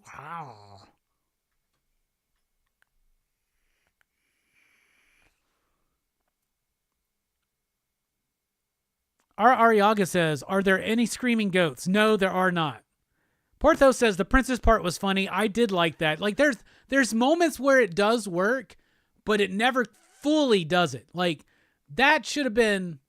I'm not saying the movie should have been longer, but if you're going to do that kind of thing, like, play with it. Have fun with it. But that's almost why it feels episodic. It feels like it's like a miniseries of like 4 or 5 like 20-minute episodes kind of put together away. Stu says same. Nothing says there's no real twist or stakes. The villain sucks and comes and goes. Plus the villain's plot, which is cool at first, but then the final act of that plot is really dumb. Oh, you just gonna, I don't want to spoil anything, but you just gonna suck that away? I don't know if physics works that way. But then again, who cares about physics when you're watching a fucking Marvel movie? But you're right, the villain is lame. The villain is very weak. Introspect says, it was just meh. Would have been a better animated cartoon level Disney Plus movie. The plot is badly structured and the characterizations and motivations are shallow. Eric says, if The Marvels is at least fun, it's still better than most every other Phase 4 to 5 movie. Nothing says love the fight scenes. I just don't know how Kamala learned to fight so much. All of a sudden, she's doing shit. I'm like, what, really? Your show just ended, girl. Calm down. Hey, what's up, Twitch? How you doing, bro? Good to see you here. Samuel Jackson will be 75 years old on the solstice? No fucking way. He's 75? That's bullshit. That's crazy. Oh, I'm sorry, Anissa. Haven't seen it, but the villain has a big lady hammer. Yeah, it does. Hey, we got Perry in the house. What is up? By the way, I'll go ahead and make this announcement. Next week, here on Rockin Robbie Live, the return of...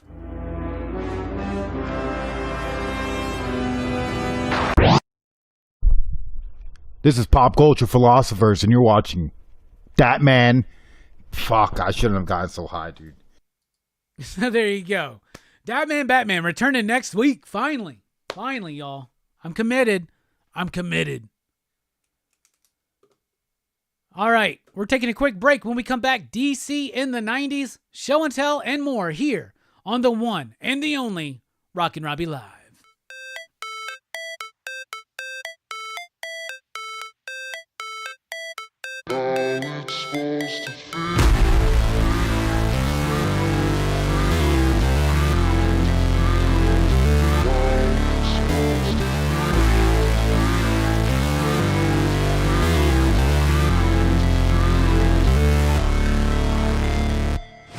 Never break, always fight, never quit, do it right, play the game, win it life, have no shame, there's no time, feel the pain, live the grind, I could change, in my mind, pick a lane, commit and climb, the only way to win it life, I never miss, that's fact, taking big swings, bitch, hand me the bat, put me in the ring, you'll go out in a bag, cause I sing what I mean, and I bring it to the mad light, ain't got time to kill, I got time to feel, I took the red pill, I know life's short, so I wanna live real, but how's it supposed to feel?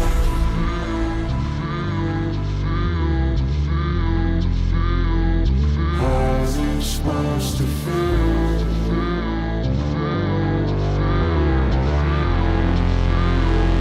How's it supposed to feel?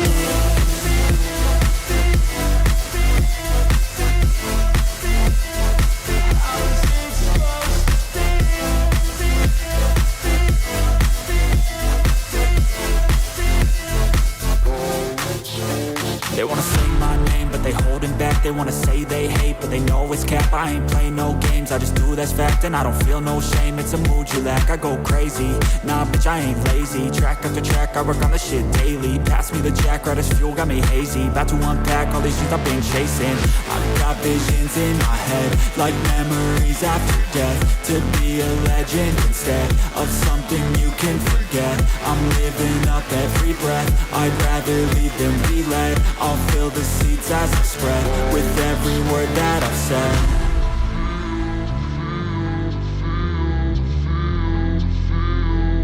How's it supposed to feel?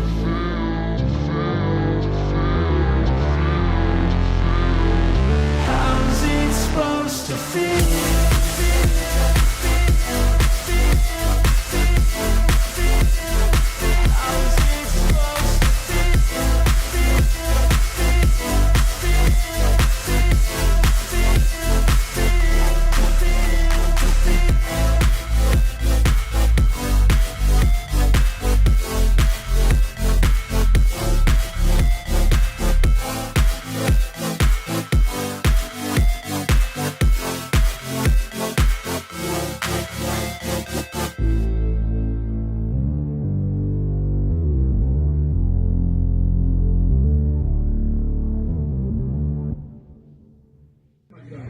Welcome to Pop Culture Philosophers. I'm Rockin Robbie Live!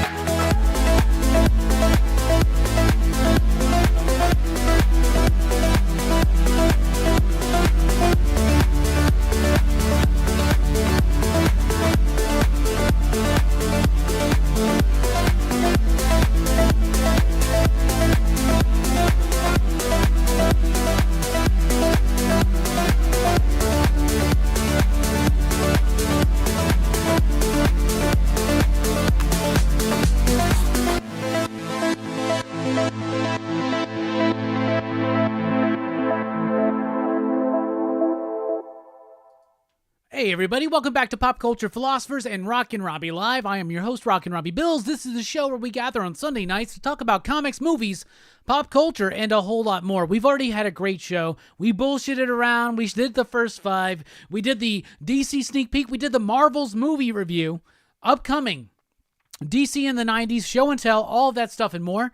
You can support the channel over at patreon.com/PCP. You can follow Pop Culture Philosophers over on Facebook and on Instagram. If you're on Facebook, join the PCP Army. It's the official Pop Culture Philosophers Facebook group. And you can follow me on X over at the Rockin Robbie. You can find podcasts and more at popculturephilosophers.com.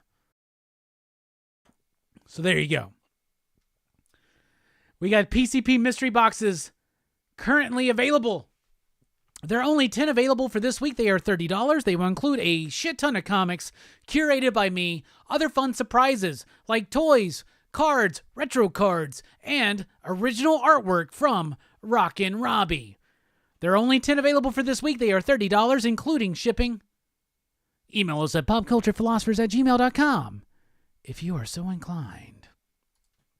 PCP Movie Night continues and returns tomorrow night at 8 p.m. Central Time when we kick off Van Damme November with Bloodsport, one of the greatest movies in cinematic history. And then Holiday Horror Fest, which started last night on Dylan's Horror Show with Pilgrim, continues this Saturday with Thanksgiving. The new Eli Roth film is finally here, Thanksgiving. I will be there to chat about this, hopefully, exceptional film for Holiday Horror Fest. Do your homework. Get ready for this week's movie reviews.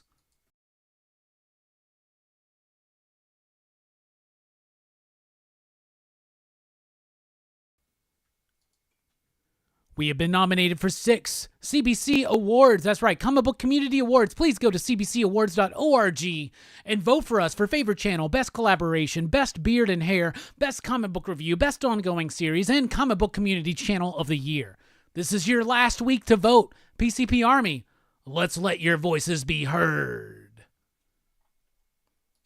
And do not forget, we got the new giveaways, the Pick of the Week giveaways. Last week's Pick of the Week was Petrolhead, issue number 1.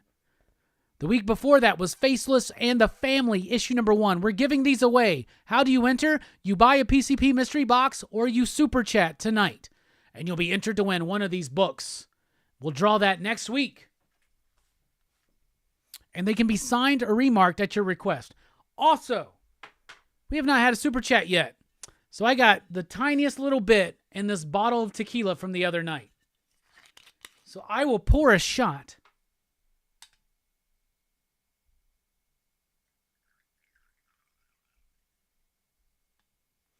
Now, we have sold some mystery boxes tonight, as I can see when I checked my phone. However, we haven't had any super chats. Next super chat in any amount, I take this shot. We do the rest of the show. We get a Hellboy song. You get entered to win one of the picks of the weeks. And we're going to continue the show no matter what, right? But just saying, someone throw out a super chat. I want to take a shot and sing the Hellboy song. Come on. I want people to be entered into this contest. Let's take a look at the chat. We got Steph in the house. Missing Link. What is up? Station, my man. Pop, pop, boom. How you doing, man? Yes, Batman Returns. Ooh, I like that. I'm going to steal that. Batman Returns. Robbie, if we wanted to read Planetary, what should we read? James, it's very simple. You read Planetary. You read nothing else. You don't have to read anything else. Just read Planetary. 26 issues? Maybe 27 or 28? Maybe 26? I have them all. I should have grabbed them for show and tell tonight. Just read Planetary. Trade paperbacks, long out of print. There's an omnibus in print. To be honest with you, the easiest way to get it is to just go to your comic shops or go online, and you could probably find all the back issues. They're worth it. Each issue is self-contained, but it does build upon itself, and the mystery starts becoming more and more deep and wide, and then it's just one of the greatest comic books of all time. That's how you do it. Planetary. Just read Planetary. You can probably get it online, too. And once you did that, me and Jelani did a Comics Revisited episode on Planetary. Be sure to watch that. And if you're interested in more of my thoughts about that book and why it's awesome, check out that video. Can somebody please, in the chat, throw out a link to the Pop Culture Philosophers Comics Revisited Planetary episode?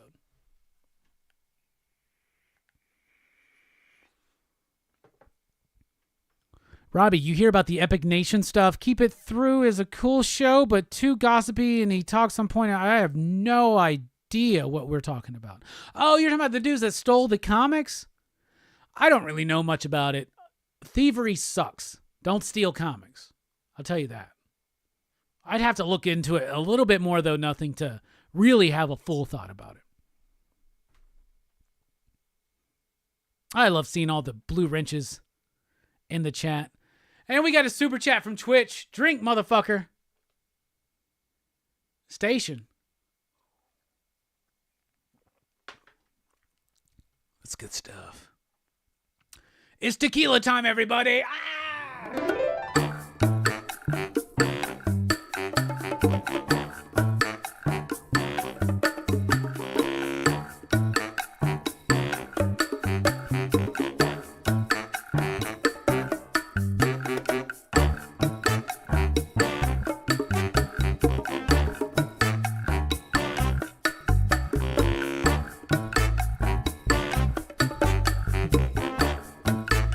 Everybody, come on. Let me tell you about this little man I know. His name is Hellboy. He was sent to the earth some long time ago to save it or destroy. Brought to this earth by Rasputin, son of a demon and a nun who had the sex with the demon, but was raised by Professor Broom. Now he fights evil and monsters. Shit! Now he fights with a man who's a fish named Eve. And now he fights with a fire starter named Liz. And an ectoplasmic mess named Johann. BBRD.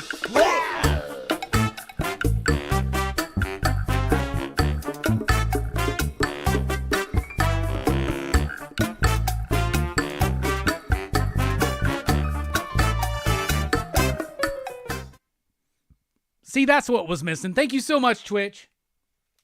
You are now officially entered into the drawing. There's going to be 2 winners. Anybody who super chatted last week, which was Spillio. Anybody who super chatted this week, which is Twitch. And anybody who bought a PCP mystery box last week or this week, if you're interested, email us at popculturephilosophers@gmail.com. I got a shit ton of comics I got to clear out, y'all. You're going to get complete stories. You're going to get curated stuff. Things that I think that you in particular are going to like. But you're also going to be entered to win one of these books. Signed and remarked by me if you want to see it. Petrolhead, issue number 1. Faceless and the Family, issue number 1. The last 2 picks of the weeks. Right now, in the lead for pick of the week. And there's some good Image books I haven't read yet. But right now, that Detective Comics. Fucking fantastic. Fucking fantastic. It's Twitch's birthday. It's Twitch's birthday.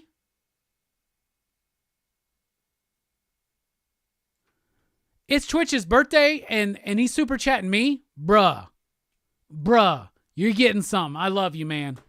I already owe you something. You gave me the Blu-ray copy of The Nines, which I still have yet to watch.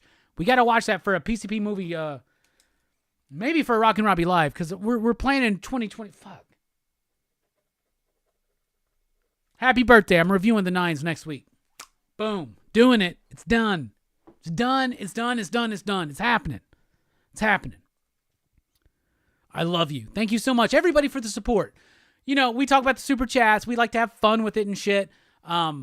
We love the support, but really, you being here, that's supporting us. That's supporting this channel and what we do and continuing to help me do what I love, which is bullshit with y'all about pop culture and philosophizing about it. So thank you all so much for being here. Here is a free weed hit for all of y'all. Twitch's birthday is on Tuesday, everybody. Give him a happy early birthday.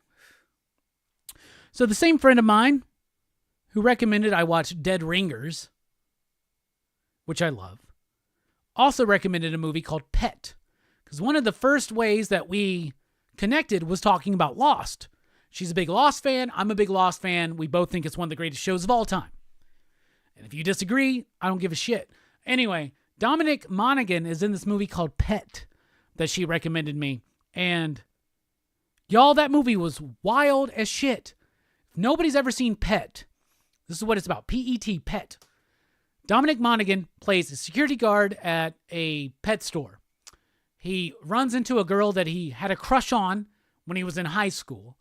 He becomes obsessed with her, tries to be where she's going to be, doesn't get anywhere, kidnaps this woman, keeps her in a cage in a basement underneath the pet store that he works at. But the movie is incredibly twisty and did not go quite where I thought it was going to go. I loved it. I would give it a very enthusiastic 4.5 out of 5. I really liked the movie. Great performances. Cool movie. Pet. If you've seen Pet, let me know what you think of it.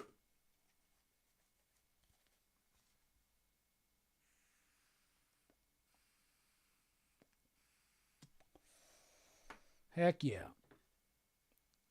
I think we might have enough for one more shot. Sounds realistic. It actually, unfortunately, does. Oh, that's not a full shot.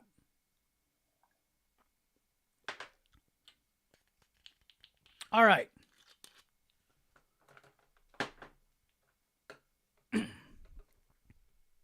$4.5, you digs? I'll check it out. Yeah, it's called Pet, P-E-T. Fable, what is up? Station, my man. How you doing, bro? I know we're supposed to be cutting promos on each other, but like, I really can't right now, dude. I just love you so much. I'm so excited to see you here, brother.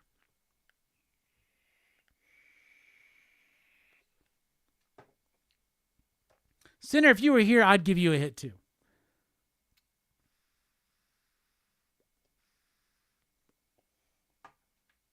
What's the latest movie y'all watched? Let me know in the comments below. All right, it's time to go back. How far back in time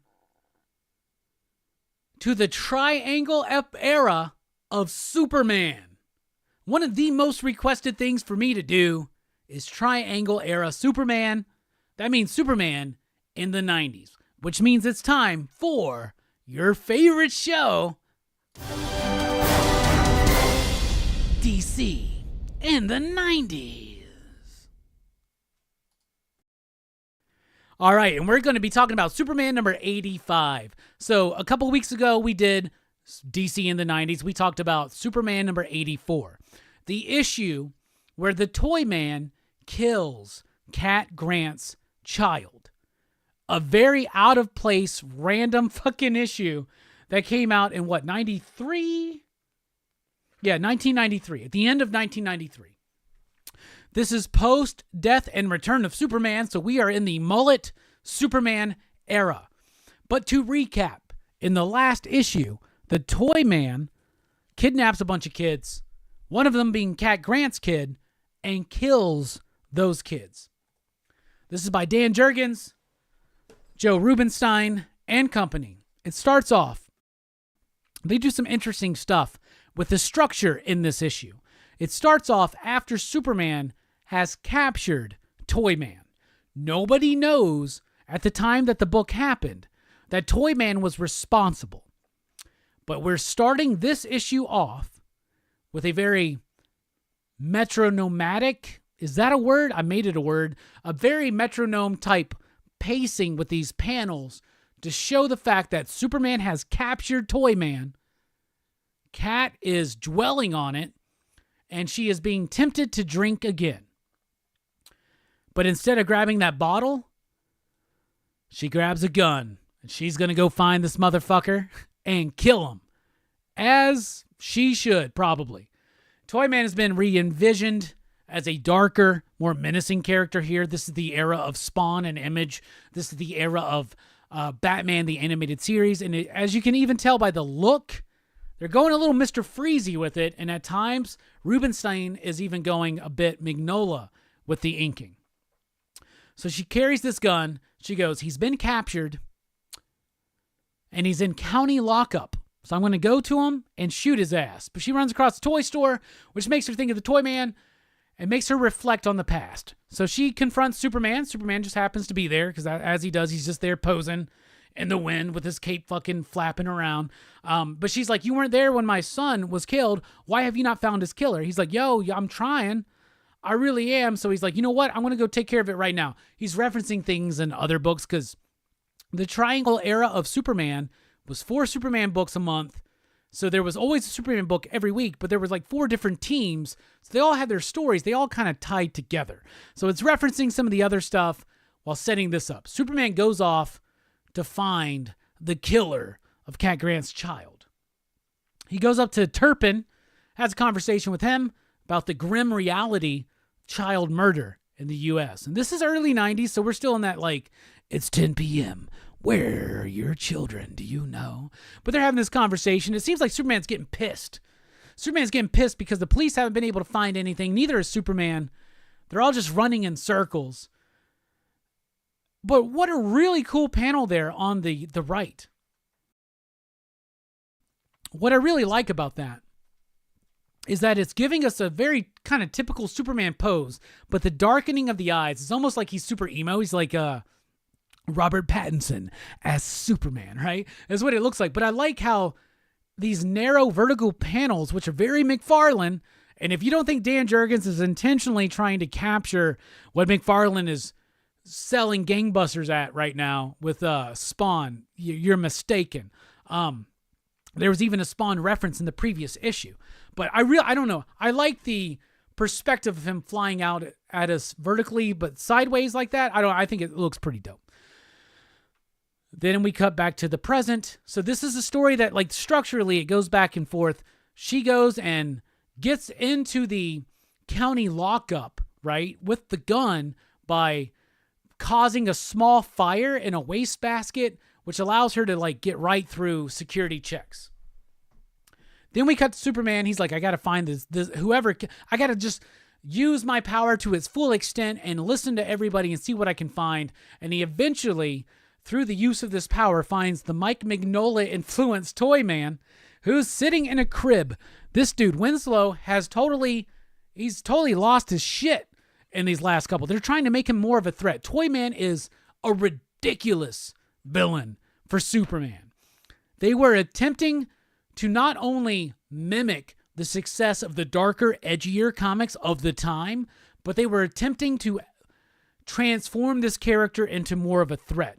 Very much a Mike Mignola type style inking on these pages. 1993 is also the year we started seeing Hellboy and even more work from Mike Mignola, so I think there's a big influence there.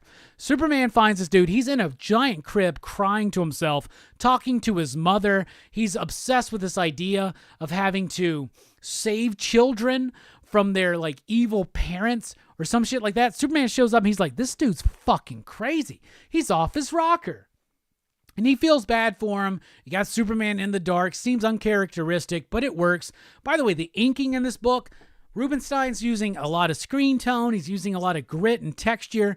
I really like his inking on Dan Jurgens. Dan Jurgens is giving us these big moments for Superman, but he could elevate it a little bit. But the problem is he's been doing Superman for so long at this point. He's so known for this character, and we're such an era where there is very solid storytelling, and it still allows itself to be dramatic when it needs to be. That inking, though, really helps this, though. It is very Mike Mignola, though. So we flip back to Kat. She comes across the Toy Man in prison, and he's going off about, I know who you are. You're an evil woman. You should be glad that I saved your son from you. Click back to Superman fighting Toy Man. He easily captures him. It's not a threat to Superman. That's why I like the emotional resonance of this. But Kat shows up. She pulls the gun out on Toy Man. She's so close. She's like, beg for your life and I won't kill you. Eventually, Winslow Shot does beg for his life. She pulls the trigger, though. Boom. Toy gun. Toy gun. That's why she stopped at that toy store. Reminded her of the innocence of her son and why she shouldn't give in to vengeance. Superman's there. He goes, you know what? You could get in serious trouble, but I won't report you.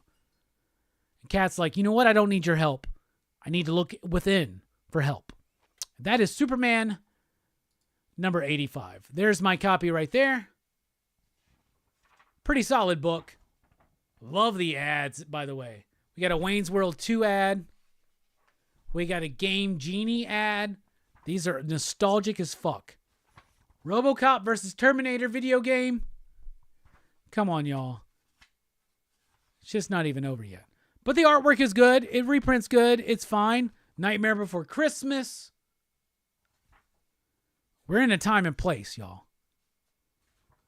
NBA, Fleer, basketball cards, Clyde Drexler, y'all. Come on. Blaze it. But decent art, a good solid story. I remember this story so much from when I was a kid. The best of the best video game, y'all. That takes me back. I love that shit right there. Man, that's awesome. Back then, you would pay $1 for an issue of Bloodstrike #1. Those prices have maintained. Static number 8 ad right there. Letters column, look at that. New movie coming out, y'all. This December. Batman Mask of the Phantasm and a RoboCop 3 video game for the NES. No, for the Genesis and the Game Gear, actually. Sega only. Anyway, when I was a kid, that was a big issue to me. Both 84 and 85. Cat Grant's kid getting killed by the Toy Man. It was my introduction to the Toy Man, aside from like the Challenge of the Super Friends. So I was like, damn, this dude's actually more hardcore than I realized. But as a kid, this book disturbed me, and I thought it had a resonating quality. So I've had some requests to do the Triangle era of Superman, so I wanted to start off with what I remembered the most, outside of the Death and Return, of course. But I like the book. So I don't remember what I gave issue 84, but issue 85, I think, is not as effective, but I like the things they're doing structurally there. I like the use of screen tone. I like the grit that Rubenstein's bringing to the book. So I would give that a 3.69 out of 5, you digs. What do you think? Let me know. And that has been DC in the 90s. All right, y'all, let's take a look.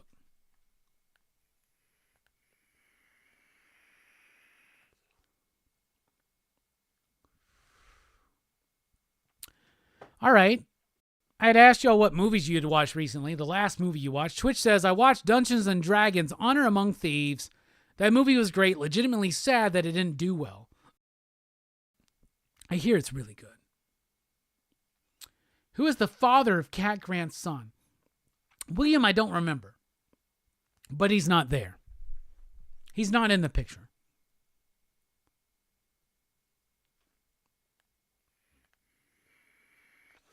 The super mullet. Yeah, in 1993, you might have gotten a toy gun that looked like that.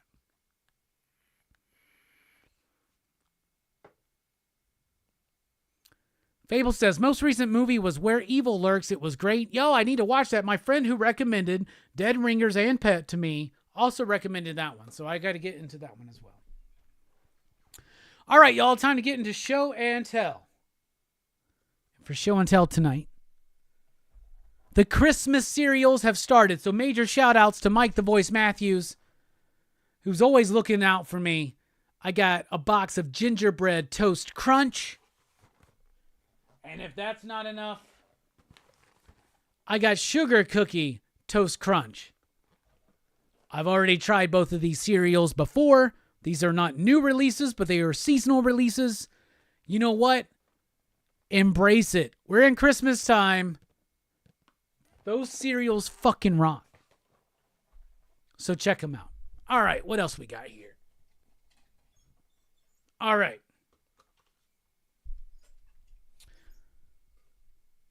There might be some teases for future PCP movie nights in tonight's show and tell, including this. And here's the thing.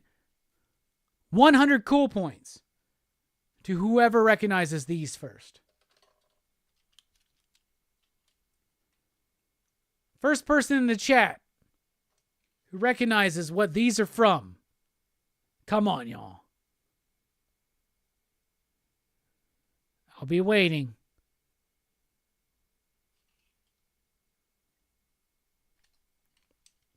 But I just got these. Nope, they're not Micro Machines. They're from a movie.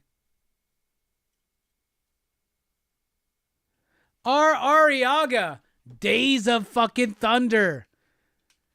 Here's a clue. How about PCP Movie Night 2024? Days of Thunder, y'all. Get ready for it. It's going to happen May. But yes, Mike, the Voice Matthews, found these. I do believe that these were given out for like Hardee's, like fun meals, I think they were called. These are from the movie Days of Thunder. R. Arriaga, hell yeah, man. That's great. Exactly, E. Hell yeah. All right. So Mike, also got to give big shout out to Mike because Mike got me that cereal. He found these cars for me. I'm still missing one of them. I think they were from a Hardee's. But Mike also found this for me. This is Rockin, one of the Stone Warriors from the Masters of the Universe line. They had 2 Stone Warriors. I already had Stone Dar, and now I have Rockin. So I have both of them. What do they do? Well, in the 80s, us kids were very simple, right? We were very simple. We did not necessarily need a toy to do super extravagant things. But we weren't as simple as the generations before us. We didn't just want a pet rock, but what we wanted was an action figure that would turn to a rock. And that's what the Stone Warriors are. They're like rock people. Their gimmick was they turned to rocks. So there's the new one I got, Rockin. Here's the one I already had, Stone Dar. What I do like about these figures is how different they are, not just with color, but Rockin has much more of a like angular kind of quality to it, and Stone Dar has more of a cratered moon kind of quality. But yeah, all we needed was toys to turn into rocks. Hence, Rock Lords. So there you go. All right, next up. Got some movies in. I see Joe Corallo out there in the chat. Joe, this is for you. Just got this in this week. It's my Blu-ray copy of Christmas Evil. One of our holiday horror fest movies. We'll be covering this. I think it's December 4th.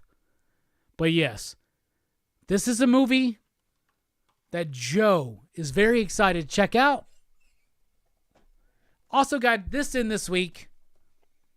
This is the Region B Police Academy Blu-ray set with the slip. Individual cases. Police Academies 1 through 7. Why? Because that's what we kick off 2024 with for PCP Movie Night. And that's my show and tell for tonight. Some movies and some toys. Joe says, I was just thinking of my pet rock from elementary school just the other day. No, I do not have that Goliath figure.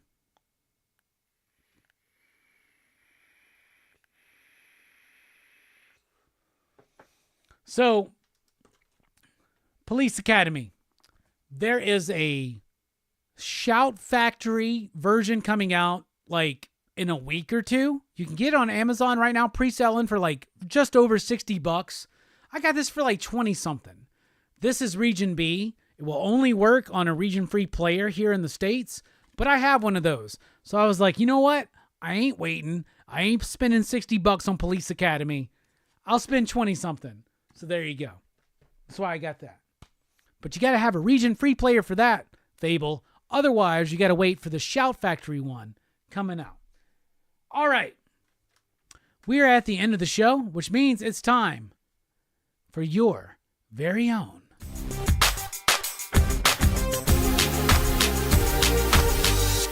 Final Five. All right, we're going through Superpowers action figures. Let's continue that. Here's one of the most rare Superpowers action figures I have. Mike gave this to me for my birthday this year. There is Golden Pharaoh. Who the fuck is he? I don't know.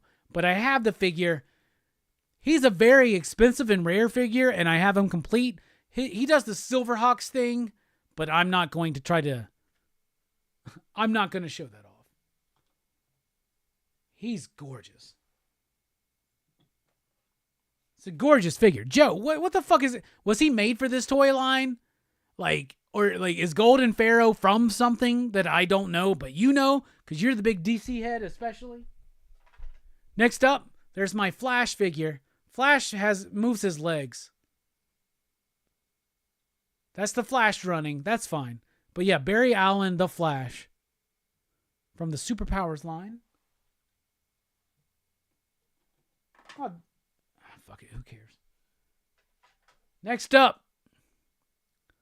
This is a really... I doubt he was the first gay pharaoh. I think the first Pharaoh may have been the first gay Pharaoh, bro. We were way better at sexuality back in the day, I think. Here is Robin. This is another pristine condition superpowers figure I have. He does the karate chop. Look at that action. Still there, very stiff. Very beautiful. Dick Grayson Robin. Great figure. And you can't have Robin without having, when I was a kid, my favorite superpowers action figure, Batman. His action figure feature barely works, but I do still have the cape. It's all there. So Batman and Robin. And to wrap up the final five, another vehicle, a prized possession in my collection, the Batmobile from Superpowers. Has a few action features. First of all, just a cool fucking design. Even has the undercarriage and shit. Reminiscent of the Adam West shit, but also the comic book look of the time. Headlights come up. Look at that. How cool is that? Boom. Headlights come up right there. This button, what does it do? Check out that battering ram. Boom. Smash your dudes. You want to capture somebody in the back? Check this out. That's right. A little like hook that captures onto someone. Oh, you got me. Or you fall right through. Anyway, the Batmobile. Let's put Batman and Robin in it. Toys from my childhood, y'all. I was into these toys before I ever read a comic. It is because of these toys, these and the Secret Wars toys. This is why I got into comics, y'all. Some dope shit. And in my opinion, not bad. For your very own.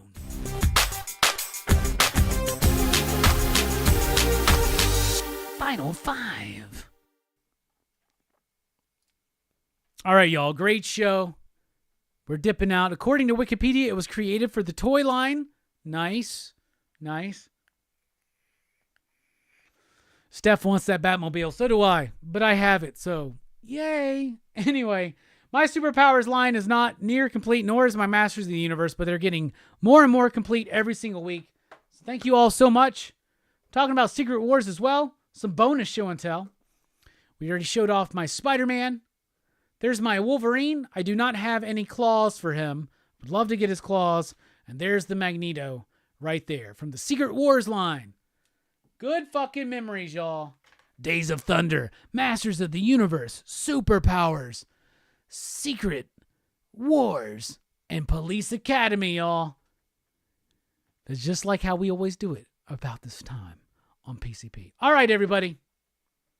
PCP mystery boxes are available still. If you're watching this on the replay, reach out to us. popculturephilosophers@gmail.com. $30. That includes shipping. Curated mystery boxes from one, Rockin Robbie. Please do vote for us over at the cbcawards.org. You have 1 week to do it. It ends Saturday. Please vote for us over at cbcawards.org. Tomorrow night, we kick off Van Damme November with Bloodsport on PCP Movie Night. And then join me for the continuation of Holiday Horror Fest over at Dylan's Horror Show Saturday night as we talk about Thanksgiving, the new Eli Roth film. All right, love you. We're dipping dots. Y'all have a good one. Station. Pop, pop. Boom.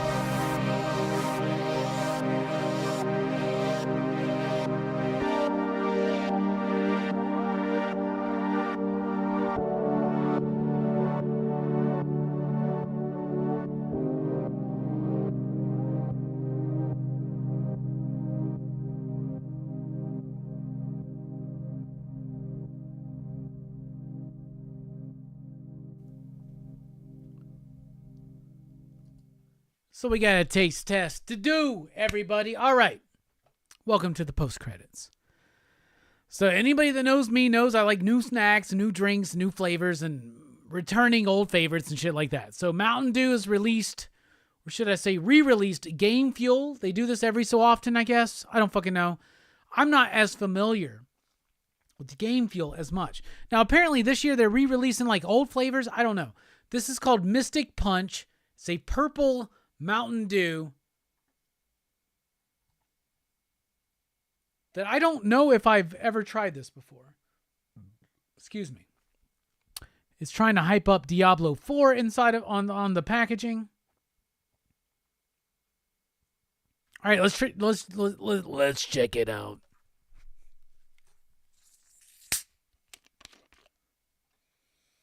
It says it's flavored with fruit punch. I immediately like, this should be grapey, right? But we'll see.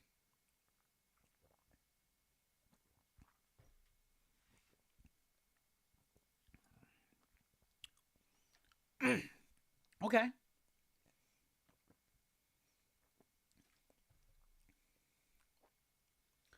Interesting. It does not taste like a grape Mountain Dew, but it does taste grape, like, it tastes like a grape forward fruit punch, if that makes sense. Like a cocktail of grape and something else.